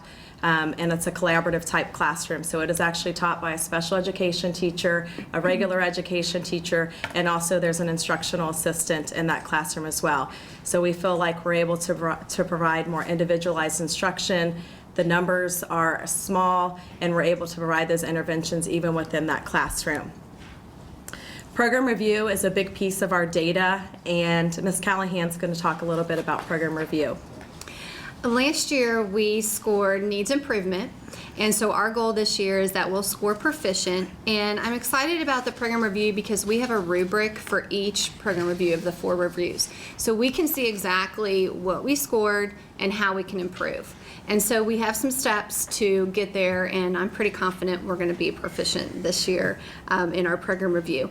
First of all, we want to make sure that all of the standards for practical living and arts and humanities were being taught, because we found that there were some gaps. The classroom teachers felt like special area teachers were teaching that. Special area teachers might not have felt like they had enough time, so they thought classroom teachers were teaching that. So we looked at every standard, and they're accounted for, either the classroom teacher or the special area teacher.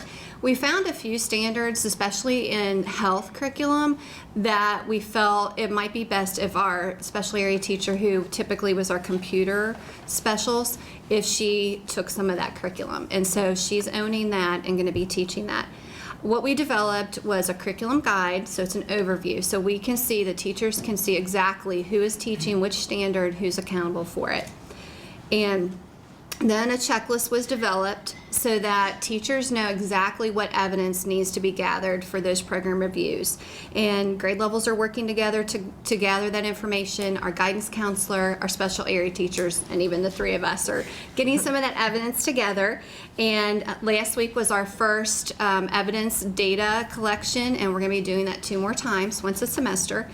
We are reviewing that, we're monitoring it, and how that's being done is that we have a committee for program review, but then we have subcommittees for each of the reviews. And those subcommittees are looking at that evidence throughout the school year to make sure that we are going to be proficient and making sure that we are gathering that information. And what that helped us to determine too is, if we were needs improvement, what do we need to do? And one of the things that we found is that we were lacking some SBDM policies.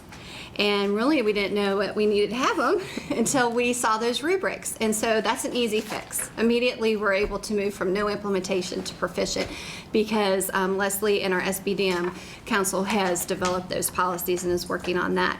One of the policies is through curriculum and just making sure that arts and humanities and the practical living curriculum is being taught throughout the school, and all those standards are being taught. We've also developed a school wellness council, which I'm excited about because we have parents involved in that, community members, our school nurse, our cafeteria manager, staff, and again, we're meeting at least once a trimester and looking at ways, developing that action plan that we can, have a better wellness in our school. Another thing that we're doing is we're making sure that our school assemblies are intentionally connected to the program review.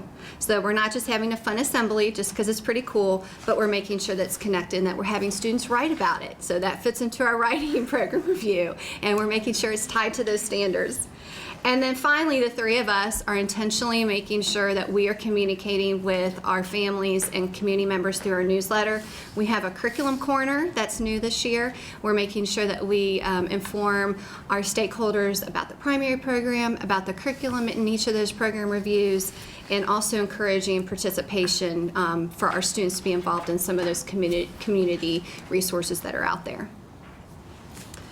Another strategy that we have in place this year is really making sure our special education meetings are intentional and data-driven. In the past, we only met bi-weekly, and so this year we are meeting weekly, really looking at student data from a special education standpoint, using data analysis tool, looking at that K-Prep data, DIBELS data, and then also looking at how that data relates to their IEP goals and benchmarks. Also, within our special ed meetings, getting our teachers to share instructional strategies has been key. When we did our data analysis this year, when we were really digging deep, I love data, so it's exciting for me. One area that really stood out for us as an area of concern is math. Even though we did increase in the achievement and the gap just barely, our growth actually went down. And when I think of growth, to me, that's how well your instructional programs and strategies are working within your building. And if your growth is not increasing, then obviously there's something going on. So we really spent some time during our data analysis meeting digging deeper with that data. We created an analysis tool called a Continue Start Stop document. And we actually had grade level teams and we had vertical teams really analyzing our specific instructional programs and activities that we were doing in our school. And they were determined which ones do we want to continue, which ones should we stop, and then are there instructional programs that maybe one grade level is doing and we're seeing great success that we need to start. And so this tool was a great starting point for us because it gave us the information that we needed, not only grade level wise, but also vertical. And then we took that and came up with some new strategies. Some are new, some we are just enhancing. Ms. Crumpleman's actually going to talk about 2 strategies that we've done in the past that we're kind of revisiting this year. The first strategy is number talks, and this is one that I'm very passionate about and introduced as a coach a few years back, and we started it probably towards the end of an instructional year and then really kind of took a hold of it last year. And I think some teachers really started to buy into it, but the teachers have really bought into it this year, I feel like. I feel like they've really got an understanding of the standards now and they really see the value in a number talk. And what a number talk is it's a daily problem in grades. It can be used K through 5, but it's for students to talk about math mentally. There's no pencil, there's no paper. They use hand signals to show that they have a strategy, and then the teacher takes all the strategies and students are able to see different strategies that their peers are using to solve a problem. And they're not raising their hands hysterically either, so that they're not being distracted for those ones that need that longer think time. Those hand signals are used so that they are not distracted and not discouraged, I guess, from sharing their answer or thinking longer. So these, we have kind of required our teachers to do these at least 3 days per week, but there are some teachers who are doing it daily, which really excites us because I think they're seeing the value. Because what it does is it's really building on students' number sense, it's building on their fluency in math so that they're actually able to comprehend what it means and not just memorizing a step. So that's been really exciting, and the talk and the conversations with the students has just been awesome. It's been really great. The second thing that we've started to do with math is, again, the Scholastic Do the Math modules. We had just a few last year that we started to implement, but we were able to purchase more this year, and we have the number core addition A, B, and C, and multiplication A, B, and C. And we have utilized, again, many of our instructional staff in the building. Our special area teachers are working with students during an instructional block 5 days a week for 30 minutes, teaching these Do the Math modules. We have 2 or 3 instructional assistants that are teaching these daily so that our students who are having those gaps in those basic math foundational skills are trying to close those gaps up so that they can work on higher level math. One strategy this year, we were fortunate enough last year to receive a grant through the Kentucky Center for Mathematics, and most grants often give schools people, but this was actually a grant that would allow 2 of my teachers to go through intense training. So they began that training in the summer, and they're continuing this training this school year. And already we have seen a shift in instruction. These teachers receive 2 to 3 days of instruction at a time. They come back, not only do they share it with their grade level peers, they're sharing it at PLC meetings, meetings, they're sharing it in after-school professional development sessions, and it's really shifting the mindset in our teachers with math instruction, which has been huge. And this will be an area that we will definitely continue through next year through our professional development program. Also, just better utilizing those computer-based programs. We use Compass and SumDog. We also are starting a new program called MobyMax. We had a teacher that taught in Boone County, and she used MobyMax, and so far our students and parents are giving us fabulous feedback, but just making sure we're monitoring any of those computer-based programs. Another strategy in math, our administrative team, we're participating in a book study on the mathematical practices. I'll be quick. I feel strongly that if I'm asking my teachers to be doing research and learning new strategies, that we also should be participating in that as well. And so instead of asking them to read the book, we're reading the book and then sharing the information as it is appropriate. And then we also, I'll just say one last thing, we're going to expand our co-taught math class to first grade as well, starting in January. So we have them on board. We're kind of working through all the logistics now, and we'll start that in January. But thank you. Lots of stuff, good stuff. Well, first of all, thank you to the board, and also a couple things that we want to personally say at Taylor Mill that have been positive. That just kind of happened this week. Our new intercom system and camera came, and it's installed, and it's kind of crazy in the beginning because people are yanking on all kinds of doors, but we thank you for that safety and step for taking that for our children. It really has. The parents are very happy with that. Absolutely. And also our ALICE training this summer. We feel like that was just extremely beneficial to our staff. And we talk about that, and the children talk about that, and I feel like it's a comfort to them as well. Mm-hmm. So thank you for that. Mm-hmm.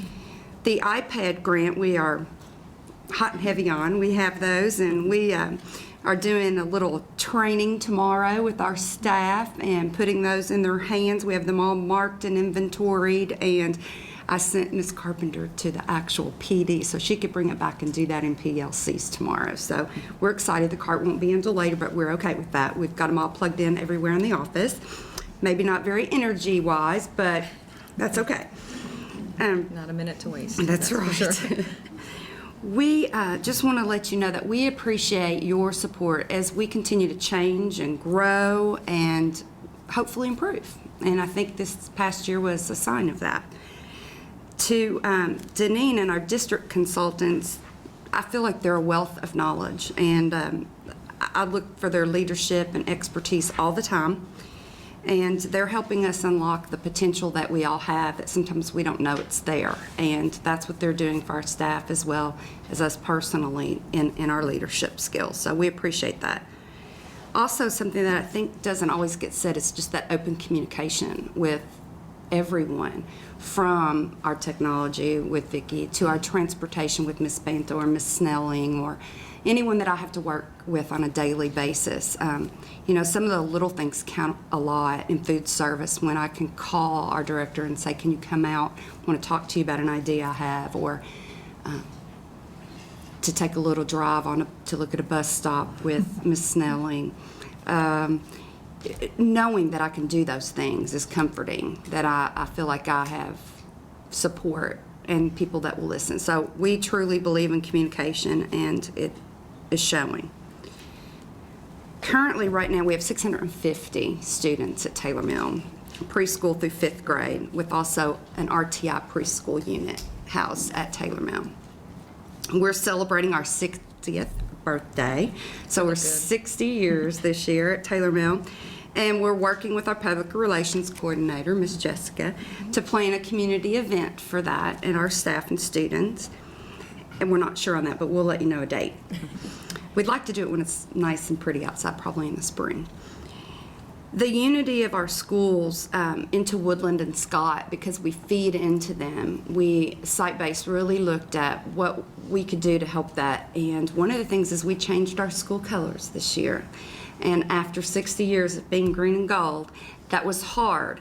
But I have to say that everyone is loving it, because they can purchase an item for their child and it will follow them all the way through high school. So if they buy a duffel bag in blue, then, so we're sporting our new colors today. Yeah. And, yeah. But we also did not want parents to feel like they wasted money. So we have what we call Throwback Thursdays, and once a month we try to do a Thursday where they can wear their green and gold. So we do both for Spirit Days. So we have Throwback Thursdays, and then we also do our new Spirit Wear. But we have had great responses from the community about changing those colors and being one united front of blue, gray, and white. Plus, I just think they love Kentucky. So, the other thing is that we opened our school. I like to do a school theme every year, and this year that theme was Kindness Matters. And as you walk into our office, there's a big plaque that says Kindness Matters. And I speak to the children about being kind. I talk to the staff about being kind and how we need to pay that forward each day, and that kindness costs us nothing. That's free for everyone, so everyone can be kind. And that's what we started our year off with. And a sub-theme of that came out with respect, and that we would want to treat others the way we would want to be treated. So that has been something that we have talked about throughout the year, and our expectations are in place with new signs that will go up during winter break. But I think our greatest achievement has been the status of proficiency and our high progressing school placement. It's, again, I know that some of the other schools talk that we are 10% of improvement overall for the state of Kentucky. We met our AMO. We have moved up 132 positions this past year to the 99th school in the state of Kentucky out of 730, and ranked second in our district. So with that, I'm a proud mama. We are only 4 percentile points away from being a distinguished school. And I believe we can do that. Anytime I say even the slightest bit negative, anything, like, oh, that's going to be hard, my staff goes, don't say that, we can do it. So, you know, I try to be realistic and tell them it's hard work, but, you know, they just keep digging in their heels, so that's great. Last year, we were at the 69th percentile on our K-Prep, and we earned 86th percentile this year. The growth was truly unbelievable with 17 percentile points. That's huge, and we know that that's the key to growth. We know that. We also know that you have to push forward. We've watched, you know, I was there when River Ridge earned their status. I was the assistant principal there, and I know how hard we worked, and then they lost it. And I try to be realistic with that. So I want my staff to know that you have to continue to grow to keep that up. So we grew just in one area of writing 22.2% points. That's huge. What'd we do? We wrote. We did everything. We helped them become readers and writers and showed them that correlation. Last year I told you about not having any distinguished writers at Taylor Mill. This year I'm proud to say that we had 6. And we had 4 students who were distinguished across all content areas. So that was huge for our building. Ms. Carpenter is going to talk to you a little bit about last year, and then I will talk to you about what we've put in place this year. It was wonderful because we got to celebrate, and we ate cake. Let them eat cake. Except for we also had to remember that in order to eat the cake, you have to prepare, have a recipe, and actually bake the cake. So we can't let any part of our year slip by. So we've decided that we would not let any minute be wasted, and we will make sure that every child be accounted for. So we took our RTI team, and we took our RTI administrative team and truly had a deliberate focus. And we decided that, again, our 3 areas would be reading, writing, and math, with writing being the ultimate focus. And we wrote to write. We wrote about everything. We had a pencil in our hand at all times, almost to a fault, because that's all we did. It was wonderful. We started a principal's prompt, which was just a here or there, let's think about writing. And now that has evolved to an outside display board where we showcase and broadcast who's writing and who's doing what. So we have a boy and a girl display board, and everyone gets to autograph, and it is truly fabulous because now we are owning it. By The every students the parents and our teachers are owning this everywhere. It's writing is everywhere. Again, we're not letting that go because it was the ultimate factor of our growth. So we decided to write. We wrote about real life, we wrote about everything, and it was wonderful to be able to purchase the school-wide writing program. And we also purchased the grammar part of that so that we can continue to expand and continue to propel our forward focus and our forward movement so that we can continue to grow. So we decided to write about everything. We also were able to purchase Do the Math 2 years ago. So last year we truly implemented it, and now we are becoming a little more fine-tuned, where we are being much more purposeful. Who receives the Do the Math kits? Who gets what Do the Math kit? If it's division, if it's Math A, Math B, who gets what? Who needs what? And that is bringing a wonderful light bulb to our students, and they're saying, hey, I get it, so now I can move on. So we're very excited about our math and also about our reading with our Read 180 and our System 44. We're very purposeful, and we look at our team as a whole and we say, okay, who needs what? Who needs to go where? There's nothing ever stagnant. It is always moving. It's always cooking. And so we let them eat cake, and then we get back to it. So we talked about reading, writing, and math, and we're not letting anything slip by us. Okay.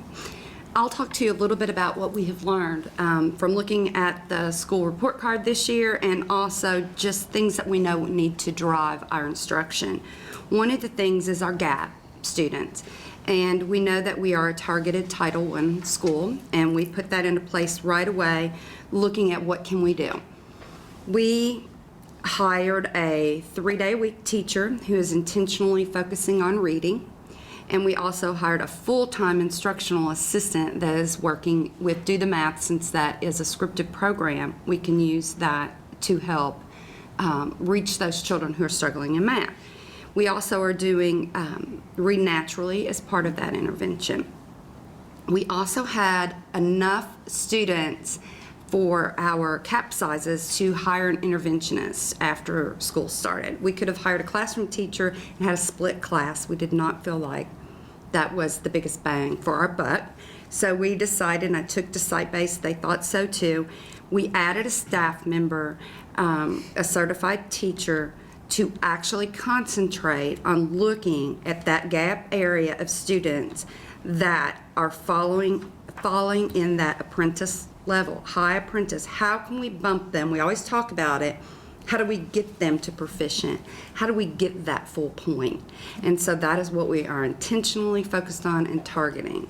So it's underway. It's wonderful when you go in there and you see children who are really excited about learning. And I was honest with them. I said, I want you to be proficient. So this is what we're doing. We're going to help you get there. So it's a very intentional classroom for our intermediate students. So it's wonderful. We also found out a negative that I think might be is that 51% of our children coming in on the grants for kindergarten were not ready. So we know already that we have issues coming into school. What are we going to do? So that's a whole area. We have FRC looking at things and what can we do and how many programs can we offer to help those children, and what are we doing in kindergarten to help them get to where they need to be. So those are things that we're looking at. Also, we have offered a homework help in the morning. We have those teachers we have from 10 after 8 when we start school with our staff. They're arriving to breakfast, most of them, but some of them don't have homework or they need an additional support time. So we're offering that. Especially our at-risk students. All at risk, most of them. So those teachers sit down with them in small groups, one-on-one, and they get the help that they need. It's right there in the cafeteria. They have one table. We bring the pencils and the paper, and it's great. If they have extra time, they're reading or working on a skill that they need. So that's our homework help club. It's going over great. We've also looked at how we're going to embrace Daily 5 at our first and second grade teachers. We're started a book study, and we are going to really look at how we can start that and implementing just a few things. We have a couple of teachers that do that, but even in January, taking it small, doing 1 or 2 things, and maybe going full force in the fall. So those are things that I'm working with Bev Collins with, our consultant, in doing that book study. We also have had our special area teachers and special education teachers monitor and dibble students, and they are responsible for those children. And it means sometimes the time that they had for planning or preparing for units, they're pulled out, they're working with students. They still get their contractual time for planning, but sometimes because they do so many fun things and so many hands-on activities, they were used to having a little bit more time in their day. We've said, we have these children that need your help, so they are doing that now, and it is wonderful. We also refer to our handbook a lot. We put that in our student agendas, and parents get that, and they know what we expect, and a lot of times I refer to that with the students, and also to the parents, so they know exactly what's going on from the beginning. And I believe that is it. Other than we hired a certified teacher for our lab. I know that was something that we contemplated with whether or not we were going to have an assistant stay in there or if we're going to hire a certified person. And they're doing wonderful things with technology. What was that? Perfect job. Thank you. Thank you. Thank you. We're happy. Yes. And I hope we can sit here next year. What you said about our central office people, they are here to service you. They are. Superintendent, to make sure that. They are. We depend on them sometimes daily, sometimes weekly. So Sometimes hourly. Nighttime, morning time. Around the clock. Thank you, ladies. Thank We look you. forward- Well, welcome to Beech Grove Elementary, Ms. Kathy Saunders and Ms. Tony. Well, thanks for having us, and thanks for giving us the opportunity to share with you today, because we're very proud of our school. We have a lot to celebrate. We're not where we want to be because we slipped down into needs improvement this year, but we were 1/10 of a point away from proficiency, and so it was by just holding on, and we slipped down. So we're disappointed in that, but we do have a lot to celebrate. Our achievement was good this year. We were scoring 79 out of 100, and we feel like that continued to be our strength, is just how much the children are learning and achieving each day. Our Beech Grove, as far as PBIS, our positive interventions and supports, we worked really hard last year with our staff and students, and we met the fidelity, and we got a big banner. We were able to celebrate with the children and their families because of reaching that fidelity with PBIS. And I'm going to let last year, Ms. Brummer told you a lot about our B-Bucks and our Bs and all of the things that we did with that. So I'm going to turn it over to her to let her tell you a little bit more about that. Yes, we are the Beech Grove Bruins, but we use bees a lot for our behavior, and the kids really like that. As Kathy mentioned, this was a huge accomplishment for us last year because it was a focus from the very beginning. We had a lot of data to support, as well as teacher input, just that the behavior was a concern and something where we need to focus a lot of time, and we did, and it paid off. That was why one of our CSIP goals was to improve the students knowing the expectations, teachers feeling supportive. That data was in the 70s. We raised it to the high 90s last year, according to our TEL survey, because they feel like the students really know the expectations and are supported. So that was very good. We wanted we wanted to start right away, so we got that committee together even before school started. May have been the first time Kathy met some of the teachers, but we knew that was something that we wanted to work on from the beginning of the year, and we did. And that team really got together and thought of ways and support systems that we could put into place from day one. We presented that to the staff on opening day. They were welcomed and really made a positive impact for our kids. Another thing we did is really focused on relationships. That power of building relationships with the students and with the families, and it's something we worked hard on all year, just knowing that we're working with you and for you, not against you. We want to teach you the expectations and the procedures and how you can be successful and learn the most you can every single day. And so that was a powerful part. We included lots of family support. staff, every staff we can use. Special area teachers mentored students, made a huge difference. Really used everyone we possibly could. We sought out a lot of student input and continue to do that, and take what they say to heart and make decisions based on what they feel is important. We also, our data shows that our office referrals are dropping, and especially in those higher grades where we had a lot last year. In the intermediate, we've added more things this year. We added a bee store. You can go to our website and check that out. That's been fun for the kids and very motivating. Oh, what they will do for a bee buck. So, and they get to shop once a month. It's been very positive. Really, it's helped even more. We also added a Watchdog program, Watchdog Dad program, where dads come in and they're visible and supportive in our schools, and it's really been just another part of the puzzle to really add to the strong support of our whole team. So a strong focus on that PPIS and earning that fidelity for the first time was quite an accomplishment, and it really had a positive impact, and that's carrying over to this year. We really see it benefiting this year. So. The other thing that we were really looking at is our Brigance data, and last year only 28% of our students came in ready for kindergarten. This year 42% of our students came in, and we really felt like that we were able to do a Jump Start program, which was the first time in a long time that had been implemented. So we felt like that helped our kindergartners get to know the school, get to know the expectations, get some beginning skills. So also our kindergarten teachers attended trainings and went to some Morton Gillingham training, which is a reading program, which Tanya's going to talk a little bit more about, but that seemed to help them with the instructional piece and the rigor in the kindergarten programs. Our Born Learning program has always been a stable to our program, and Julia Goodman is an excellent person to continue to lead that. Last year we served 28 families, and this year we're serving 34 families, 50 parents and 76 kids this year. So that is an excellent way for people to understand what it takes to get your child ready, and how teaching parents, because they are the first teachers of the children, and they're always going to be there hopefully for their children. So it's a very big part, is teaching those early skills. Yes, she is, very much so.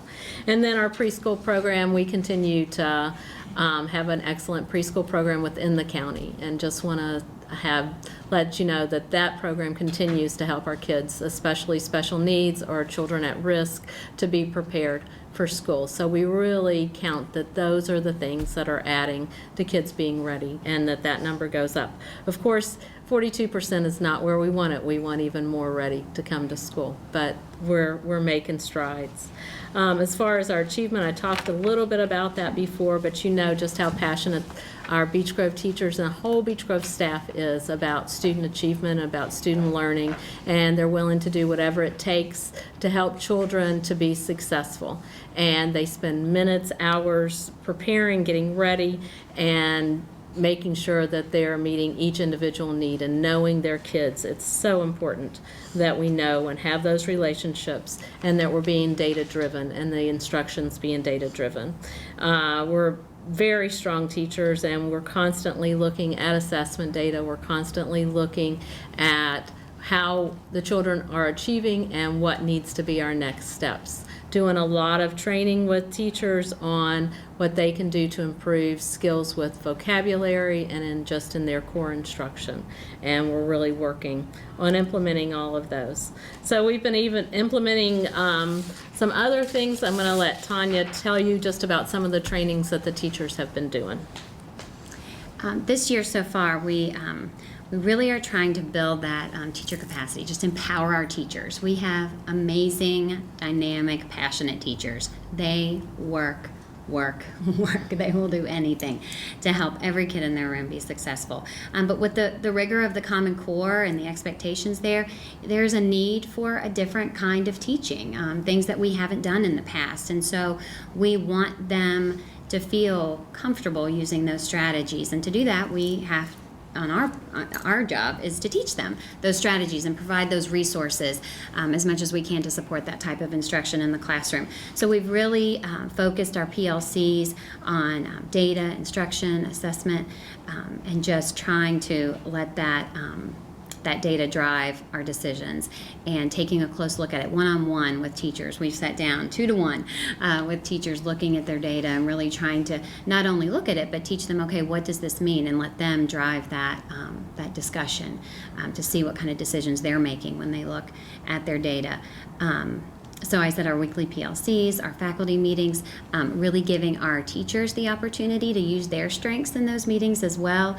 The district, we have math leaders, writing leaders, LDC leaders. We have lots of leaders that come to district meetings and get wonderful training from our central office staff, and we want that back in the building. We don't just want that for one teacher, we want it for everybody. So we provide those opportunities for them to share out in faculty meetings or PLCs. So they not only feel empowered, but we share the wealth. And we've done a lot with scheduling, trying to provide more opportunities for teachers to collaborate and plan and dig deeper into those standards. And we provided days. We took strategies from other schools that have been successful and provided days where the teachers could collaborate for the entire day and really dig into resources and standards and plan that great instruction. So those are some things that we're working on to really empower our teachers and to focus on that core instruction, because that's where our students are most of the time. We have lots of interventions and support, but bottom line, they're in our classrooms most of the time. So what are we doing to make that the best instruction that we can make it? And the other things that we've done one of our goals has been to improve some of our technology. And so we've been able to put in more smart boards into our school. With Ms. Fields, were able to get iPads into our building. And so now it's a matter of training our teachers and utilizing that technology. And we sent our media specialist and one of our third grade teachers to the iPad training that was just done, which was wonderful. They're going to be sharing that out, and we're going to be using those. We're talking about the strategies of how best to use the iPad so that we're out there using those. Smart boards, we didn't have very many in our building, but over the last year, now we've ordered some recently, and so we're just down to, I think, about 4 homeroom classes, something like that then we'll have more. But it doesn't help to have smart boards if you're not using them in a smart way.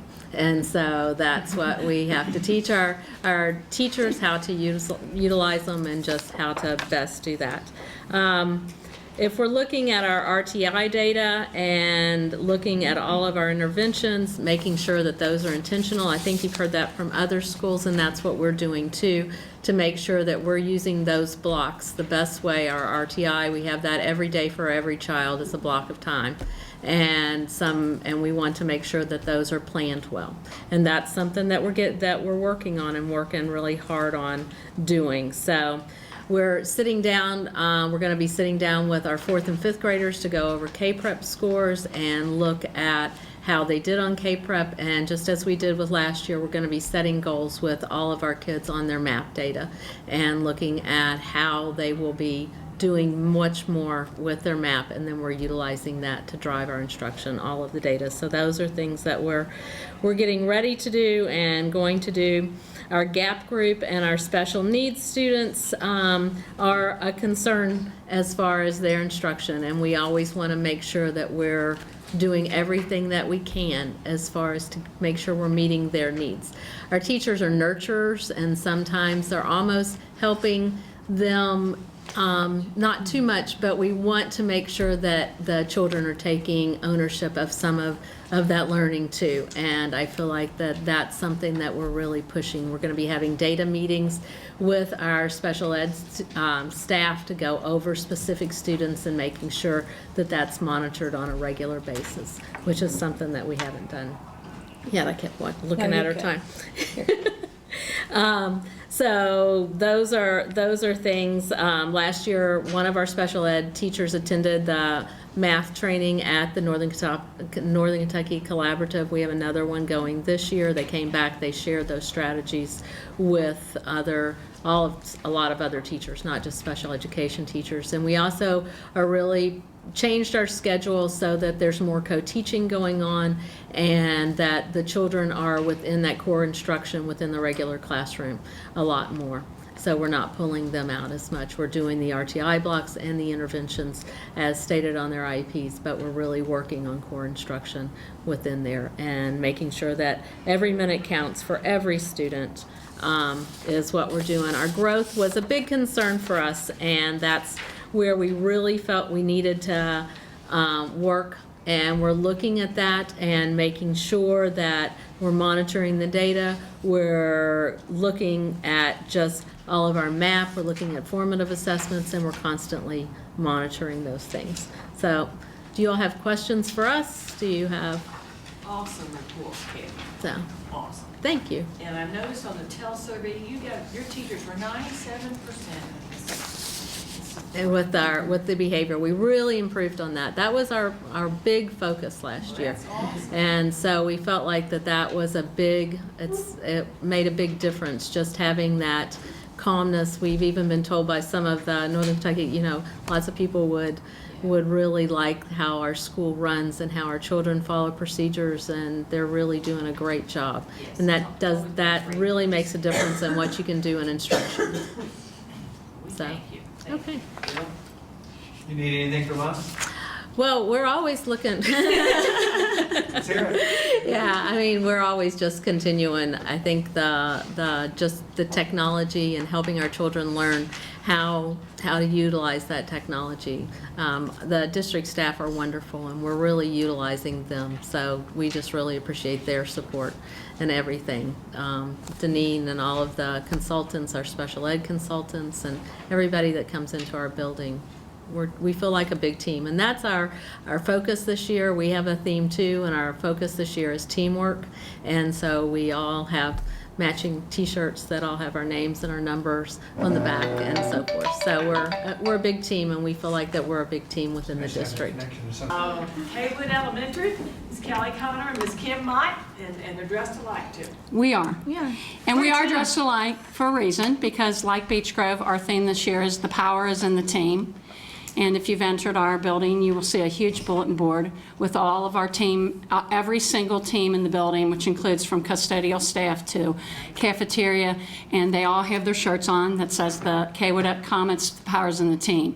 And we truly feel like that is the message that we have tried to get across to our teachers from the day we started as administrators at Haywood, is that you can't do the things you need to do individually. You have to work as a team.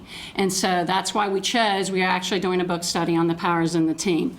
But just before I start with my points of pride, one of the things that I do want to, first of all, I want to thank all of you for the support that you give us. But 10 years ago, I started my administrative career, and in my second year there, Ms. Zimmerman came along, and the very first quote that she quoted with our staff was, "Make every minute, every hour, every day count, because every child counts." And that was the first quote that I gave to my staff when I started with them last July, because I feel like that is something that has driven me from the minute that Deneen and I started together, is that we have to have that urgency.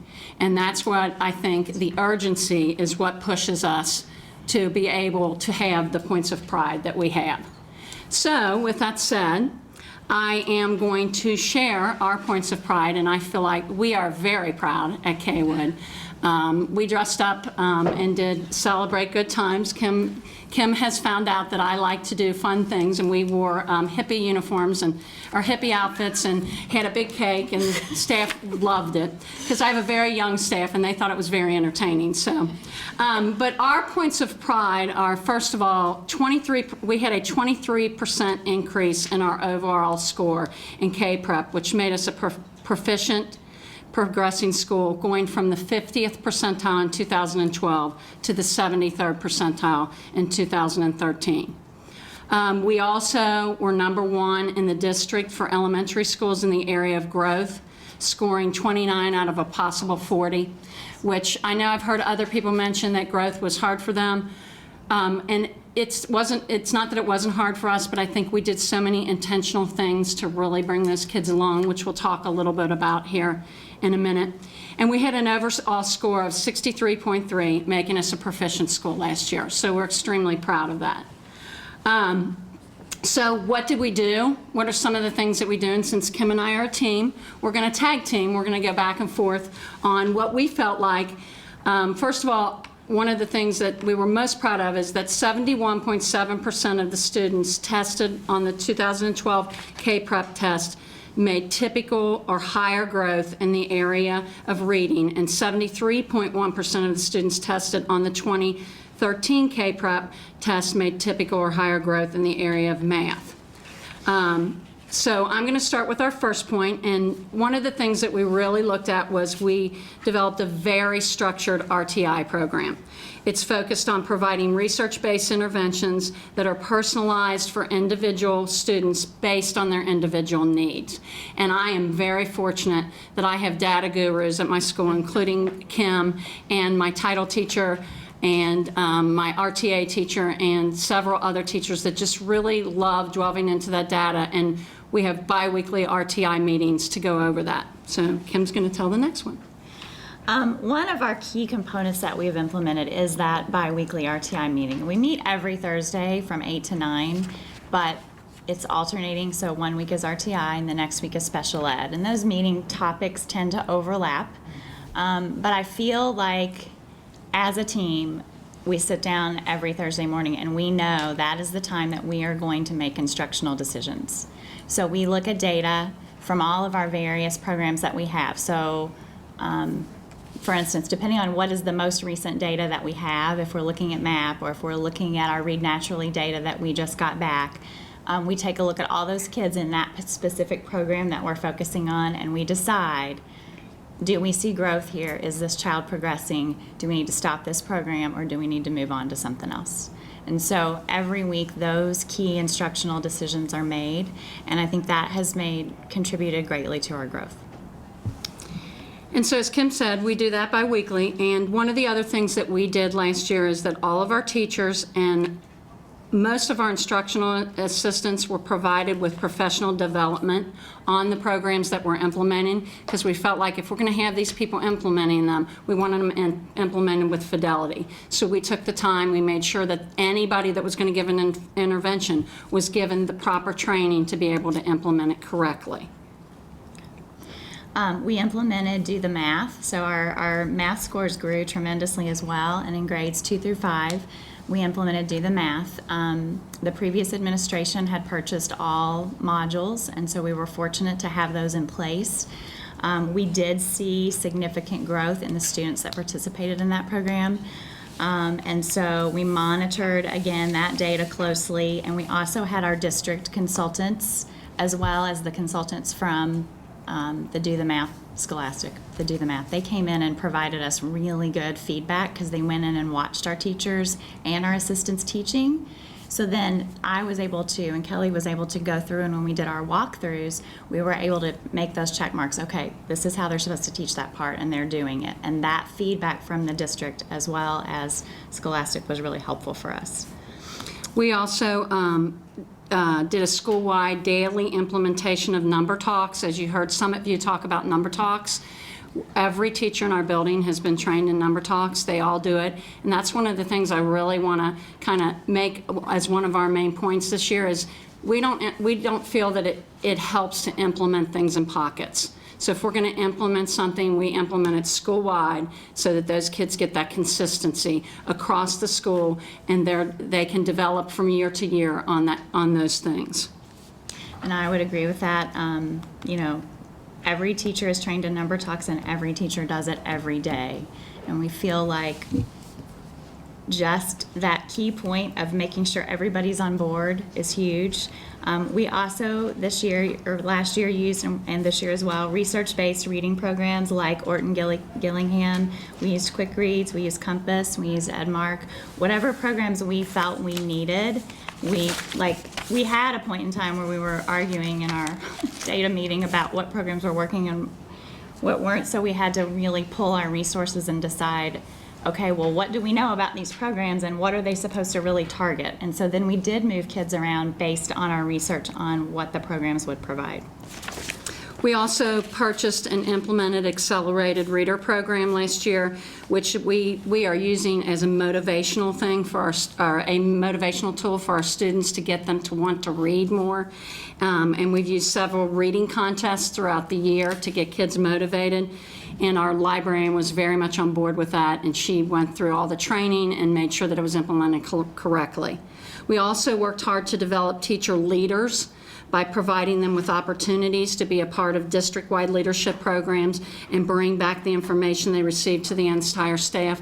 One of the things that I uncovered when I became the principal at Kaywood was that there were some outstanding, amazing teachers at Kaywood that just, we tapped into those great qualities that we had, and we started sending them to things. And they are incredible leaders that bring back great things. We use most of our faculty meetings revolve around them teaching the teachers what they've learned. Okay. We did also provide all-day planning days. I know some other schools mentioned that as well. We got a lot of great feedback from the teachers saying they really needed that time to very intentionally plan instruction. So we're doing that again this year. We did it last year as well. We targeted our core instruction in addition to our RTI, because we all know that if we are not having quality instruction during that core time, you're not going to see progress. We also implemented school-wide goal setting with MAP. So every teacher does an individual goal setting chart with each student for each time that we have MAP. We also do that with K-Prep. Now we're going to talk about what we're going to do from here forward to continue, hopefully, to see the great scores that we saw this year. One of the things, I'm going to let Kim start with the first one. Okay. First of all, we decided to purchase the program Read Naturally this year, which we did not have last year. We felt we were really missing the comprehension component that we needed that Read Naturally definitely provides. So we are hoping by strategic placement in those groups, those kids that we saw were having difficulty with comprehension, that this will work for them. The second program, and this was purchased by the district, and we are extremely excited about this because we have such a large ELL population, is the Lexia program. And we are using it as a Tier 1 and a Tier 2 intervention, and we're hopeful that this will help raise our K-Prep gap scores, specifically with the ELL, hopefully with other students as well, but specifically with the ELL.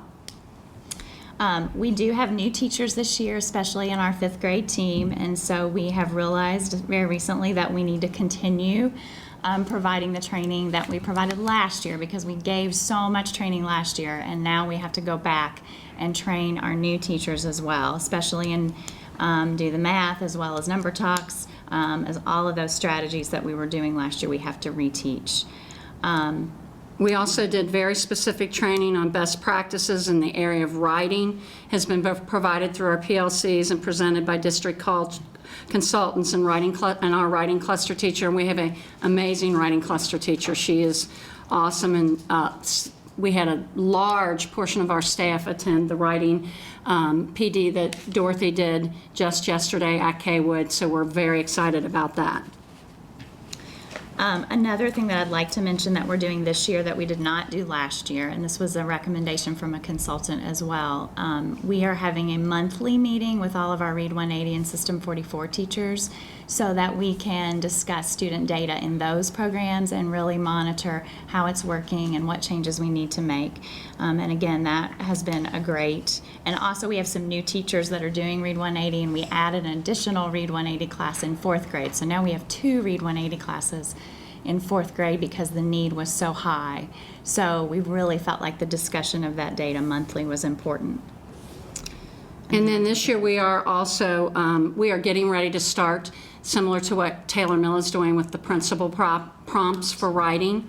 And we're very excited about that. We're going to do that monthly, so we will have a prompt that all kids will write around each month, because writing is one area that we are very concerned about, that we know we need to really work on. So based on our analysis of our school report card, these are some things that Kim and I feel like we have to do all the time. We have to ensure that the implementation of our new reading programs, Read Naturally and Lexia, are done with fidelity. We have to provide feedback to teachers on their implementation of number talks in order to get students to think mathematically and ensure that they get that number sense. We have to ensure that we are seeking consistency, and I talked about that across the school. I don't want pockets of things going on. That's not what's best for kids. We have to continue, and I know we will, to use all forms of data to make instructional decisions about our students. We use everything from DIBELS, Read Naturally, MAP, K-Prep, Lexia, Read 180, System 44, just to make sure that we're identifying those kids. And the one area that we are working on is our gap. So we ensure that our PLCs and our faculty meetings are focused on providing best practices, ideas, and strategies. We also provide students with interventions needed based on multiple forms of data, and we keep documentation on students who are provided with Tier 2 and Tier 3 interventions through our SAT process. And then the last thing I kind of wanted to add is one of the things that I also, as you all probably know, some people say I talk a lot, but I like to get my expectations out there, and I do feel like I want to have high expectations. But one of the things that I felt like at Kaywood was the whole culture piece, and we really worked on that. Our teachers, they're awesome. They have really stepped up to the plate. They truly want to be the best teachers they can be. But the other thing we worked on a lot was with parents, and I've just really worked on making them get on board that instruction and safety are our #1 priorities at Kaywood. And not that the parents were doing things that were not good. It's just that I had to make them understand that, you know, we are here about instruction. We don't make interruptions in the middle of the day. We don't use the intercom to announce that you need to come down and get a popsicle for having perfect attendance. I want to honor kids for those things, but our instructional time is very, very sacred to us. And the parents, I've had a lot of great feedback from the parents. So the last thing I wanted to do was share a letter that I just received as I was walking out to come here today. It was an email from a parent, and actually she is my former high school English teacher, and she has a grandchild there. So it says, "Many thanks to you, your staff, and the students for a beautiful Veterans Day assembly yesterday. You certainly provided your students with a wonderful opportunity to learn about veterans, and I know how important it is to honor them. We were very impressed, as were our friends who drove to Louisville to watch my grandson as he represented the kindergarten with his writing about veterans. Thank you for keeping instruction sacred." And so I end it there. Do you all have any questions? Yes. Good afternoon. We are very happy to be here today to present to you the progress that Kenton Elementary has made and to discuss our programs and strategies that we are committed to. And so we like to celebrate at Kenton Elementary, and we have 4 points of pride that we would like to share with you. And so for the 12-13 school year within our state accountability model, Kenton Elementary made improvements in our scores with the areas of achievement and gap. So we went up in both of those areas. Second, we would like to point out with our gap scores that we improved in all subject areas with the exception of math where we stayed the same.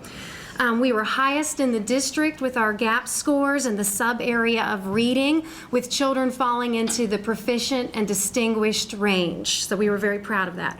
Third, we're even more proud, very, very proud of our teachers and our students with our work with writing.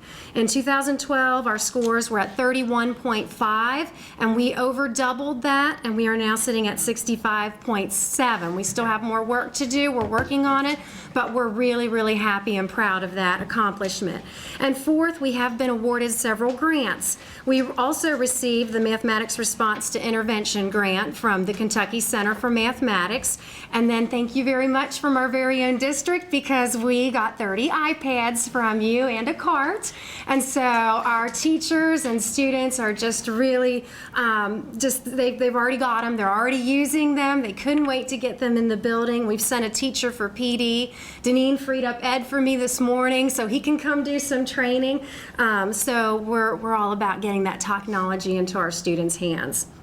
So programs and strategies that we feel have contributed to our success with GAP is that we did implement last year 30 minutes of reading RTI instruction in both math and reading daily. And all year long, we worked with our MAP data to identify students in the GAP area and looked at those students scoring below the 40th percentile. And our administrative team met weekly to review the progress monitoring that was taking place for those students and make recommendations if program changes were necessary. We also met weekly with our special education team of teachers to discuss student issues. And we had our students in a lot of different programs, but just to name a few: Wharton Gillingham, Read Naturally, Read 180, System 44, Edmark, Do the Math, Compass Learning. I could go on and on. We have a lot of programs. At the beginning of last school year, we started our year-long focus on writing, and we met with the teachers in the summer, July 2012, and we started right away talking about writing and setting up writing expectations per grade level. We do display monthly writing samples from our students in our entryway, so please stop by sometime and read our students' work. Marge and I always read them, and we get a little kick out of it each time we put those bulletin boards together. So as a school with writing, we're committed to using the 4-block graphic organizer, and again, I too believe that you need to do things school-wide, and so we use that 4-block graphic organizer school-wide. Mid-year, we conducted a writing program review. We looked at all our pieces on the continuum. Teachers read each other's student samples and they gave feedback to each other, and that was very valuable. And all students at all grades are required to produce 6 formal writing pieces. And not that we're not writing all the time, but 6 pieces are required throughout the school year from each child. So with the use of these strategies, we felt like we were able to move a lot more students into the category of proficient on K-Prep. And then also this year, I'm kind of skipping ahead, but this year we had a lot of teachers attend also the writing training that was recently given, and Dorothy Deeney came out and did train our staff on 3.8. And so with that approach to building body paragraphs within writing pieces, we feel like our scores are going to continue to improve. So last year, our 2 priority areas that we talked about were writing and GAP, and we were able to make progress in those 2 focus areas. So to begin the 13-14 school year at Kenton, again, we believe in getting started right away, and over the summer we met with our teachers to discuss instructional practices and goal setting, and our discussions focused on research-based strategies for RTI, PrEP, and PrEP Plus students, student self-monitoring and tracking, spring MAP scores, and our math model. And with our instructional practices, we did make some scheduling changes. All of our students participate in math or reading the first 90 minutes of the day uninterrupted. We want to get them in instruction right away as soon as they enter the door with math or reading. And so we also added an additional reading RTI block for each grade level of 30 to 45 minutes, depending on the grade level. So our students can be receiving up to 2 hours or more of reading instruction each day. And that does still leave time, I can assure you, for math, science, social studies, all the other areas. We have very tight schedules, but not 1 minute is wasted. Each grade level teacher is on the same schedule, and this is very beneficial to be able to implement research-based programs. We added 2 additional reading programs for grades 1 and 2 to strengthen our primary reading, and that's the Daily 5 and Reading Intervention. And with the help of Bev Collins, she's been wonderful because she's worked every step of the way with us to get the Daily 5 program into our schools. We purchased 2 of the books, the Daily 5, for our teachers. We read them. We conducted book studies. We sent our teachers to another school to look at Daily 5 implementation. And when people come into our building and walk through there now in 1st or 2nd grade during reading, they tell us how they can tell this is a Daily 5 school. And so we're really proud of the success our teachers are having with that. She also helped us with training our assistants for reading intervention. And so our GAP students are participating in reading intervention in grades 1 and 2. Last school year, Dr. Cox-Curry introduced us to the work of John Hattie and his book, Visible Learning. And so from that book, we learned that the biggest influence on student achievement is self-management of learning. And this includes goal setting. So we took that very seriously, and our administrative team worked with our students to set goals in the areas of MAP and K-Prep. This year, we've expanded our work, and every child has a goal-setting folder. And they carry those little folders to MAP testing, and they set goals for MAP, and they have strategies that they list. Later on in the year, we'll set goals for K-Prep. And also, teachers are working with students to set goals with math and reading fluency as well. So we believe that student self-monitoring and tracking of their own individual data will help motivate our students for them to achieve at higher levels. As the school year started, again, we worked with MAP over the summer, and so we were ready not only with reading RTI, but math, and we continue to do the math for those students who need more intense math interventions. Our math committee met several times over the summer to get us up and running, and they created the SET model, which all of our children work with now, and they know how to set that up for constructed response questions, and it's show, explain, tell. They have to show the equation. Explain is the key part, and they have to use content vocabulary, and it works right in conjunction with writing because we want them to do a lot of writing in the area of math and be able to explain and reason why the answer is what they got, and then tell the answer in a sentence. So we are emphasizing this process school-wide, and it's working very nicely. Also, Emily Wisher came and trained our teachers on number talks this summer. And so you will see number talks being implemented in our building. Our teachers love it, our students love it, and it's really bringing about a lot of foundational skills and numeracy that I think our students were lacking in the past. So we're excited about that. Dorothy Deeney's been working very closely with us on vocabulary. Teachers have content vocabulary word walls in their rooms, and the students are required to use vocabulary in constructed response questions. So at this time, Ms. Nabsdyke would like to share our school's progress with PBIS. Okay, this year we have 3 goals that we're focusing on as far as our PBIS program is concerned. And we're a school who has been involved in the KSID program and positive behavior support for several years, so we needed to do a little beefing up of our program. So the first thing that we looked at was we wanted to put into place an individual classroom reward system. So we have moved school-wide to the clip-up, clip-down system, which allows individual accountability. Every day, the school or every student in the classroom is in the middle of the chart. So you all come in the center, and you can clip up or you can clip down based on your behavior for that day. It allows students who perhaps haven't had a good morning to move back up the chart in the afternoon. We then have asked each of the grade levels to kind of put into place their rewards for that system, and it's been really interesting that a teacher takes a clip from a child who's gotten to the top of the chart and puts it on his or her jacket or coat and wears it around for the day, and the kids think that that's the greatest thing in the world. So it's put individual student responsibility back into the hands of our students.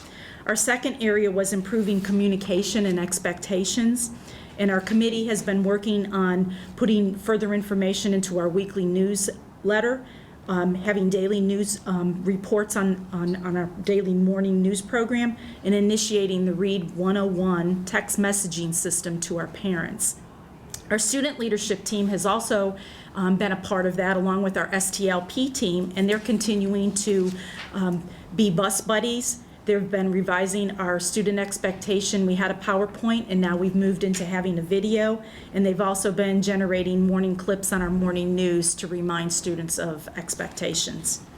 Our third item is dealing with our most at-risk students, and this past year we have focused on that top 1%, because that top 1%, which equates to 6 students, accounts for 70% of our office referrals. So along with our counselor, Mary Voker, we've tried to identify those students She has provided either individual counseling or some small group sessions that have helped to teach those struggling students with social skills, anger management, and on-task strategies. She's also provided some whole class lessons, and we have offered some professional development training to our staff as to ongoing practices that they can use with those students. Again, our biggest challenge is those additional resources that we need to help meet those mental health needs of our students who are continuously at-risk students. I'm also very proud, or we're very proud, that for the first time, our data shows that our bus referrals are less than our office referrals. And kudos to our bus drivers, because they have really become a team with us. They've come to our breakfast at the beginning of the year. We've talked about, our expectations. They've helped post them. Mary Beth and I stand in the hallway as the kids are coming into the building every morning. We've told our bus drivers, please come in with the children if you're having an issue so that we can resolve it right then and there. We've paired them up with bus buddies to help them continue to monitor their progress and to help diffuse some of that. And our bus drivers were very, very excited at the beginning of the year when I shared this information with them, so we've celebrated that. We continue to make good progress with our PBIS, and I think it carries over into our academic work that we do, and we'll continue to move forward. So you can see we did a lot of front loading just at the very beginning of the school year. And so then when our K-Prep data rolled in, our school report card, we began to look at that and delve into that deeply, and we determined that we still needed to focus on closing the gap and also working with our students in growth in the areas of reading and math. And so I'm going to talk about our GAP students first. We are continuing to provide research-based interventions that we had success with last year. Teachers are working diligently in PLC meetings at least once weekly to develop lessons, share resources, look at assessment, look at data. This is along with, in conjunction with, the special ed teacher who is present there. We structured our schedules a little differently so that co-teaching could be taking place more effectively in the classrooms, where we have special education teachers right alongside with the classroom teacher, and it's a free exchange of teaching that's going on and taking place, and also small groups being able to be pulled, so targeted, differentiated instruction can happen as well.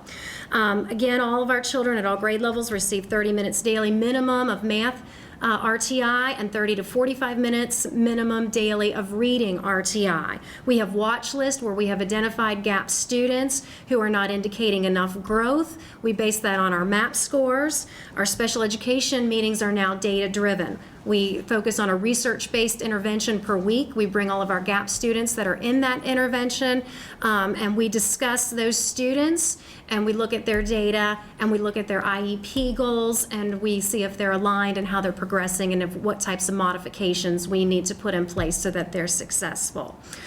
Based upon the K-Prep data, students not making growth, though, is by far our biggest concern. And even though we went up in achievement and GAP, we did not go up in the area of growth. And this is now our priority focus at Kenton. All data, all instruction, everything we do that we facilitate centers around ensuring that our students are making growth. And we continue to have focus and intentional math and reading groups. We use MAP to be able to identify which students are not making growth. Our MAP data did indicate to us last year, though, that several grade levels we thought were on track with growth. And then when we got our K-Prep scores, that was not the case. So that was a little bit confusing to us. And so we started looking at, even though we like MAP, it's a good reliable indicator, we started looking at the differences more closely. And so we looked at the blueprint, and on the blueprint for K-Prep, we know that there are timed increments. And so now we're timing our common assessments. Also, we looked at the writing piece. MAP is multiple choice. And so now we're focusing more heavily, especially with the SET formula, our use of vocabulary, the expectations we've set for how often constructed responses to take place for reading and math. live scoring. We're using wrong answer on item analysis forms. And so with all of that, in conjunction as well with our LDC modules, we feel like we're ensuring and putting a lot of things in place to make sure the students show the growth that they need to, as well as our teacher leaders that are participating in our math grant and bringing back information. We did add 10 smart boards last year. I know I'm out of time, but I just have to plug a few things here. So that in conjunction with the iPads is bringing technology along in our building. So we do believe that we provide a solid, well-rounded education for our children at Kenton Elementary. And our staff is committed more than ever to making sure our students are performing to mastery of all state standards. And so we have a lot of determination, and with that and with hard work, we believe that we're going to improve next school year in achievement gap and growth. So thank you very much for your time today, and if you have any questions, we'd love to answer them. And what's on your wish list?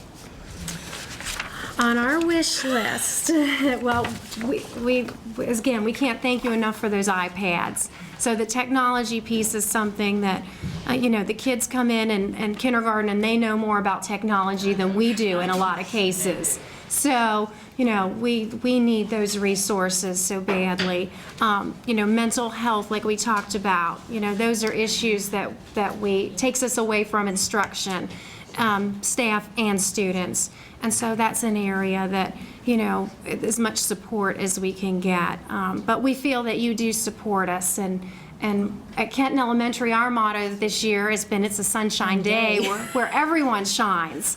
And so we just want our teachers and our students to come to school and to love being there and to be happy. And that it's a happy place where people can thrive and be the best they can be.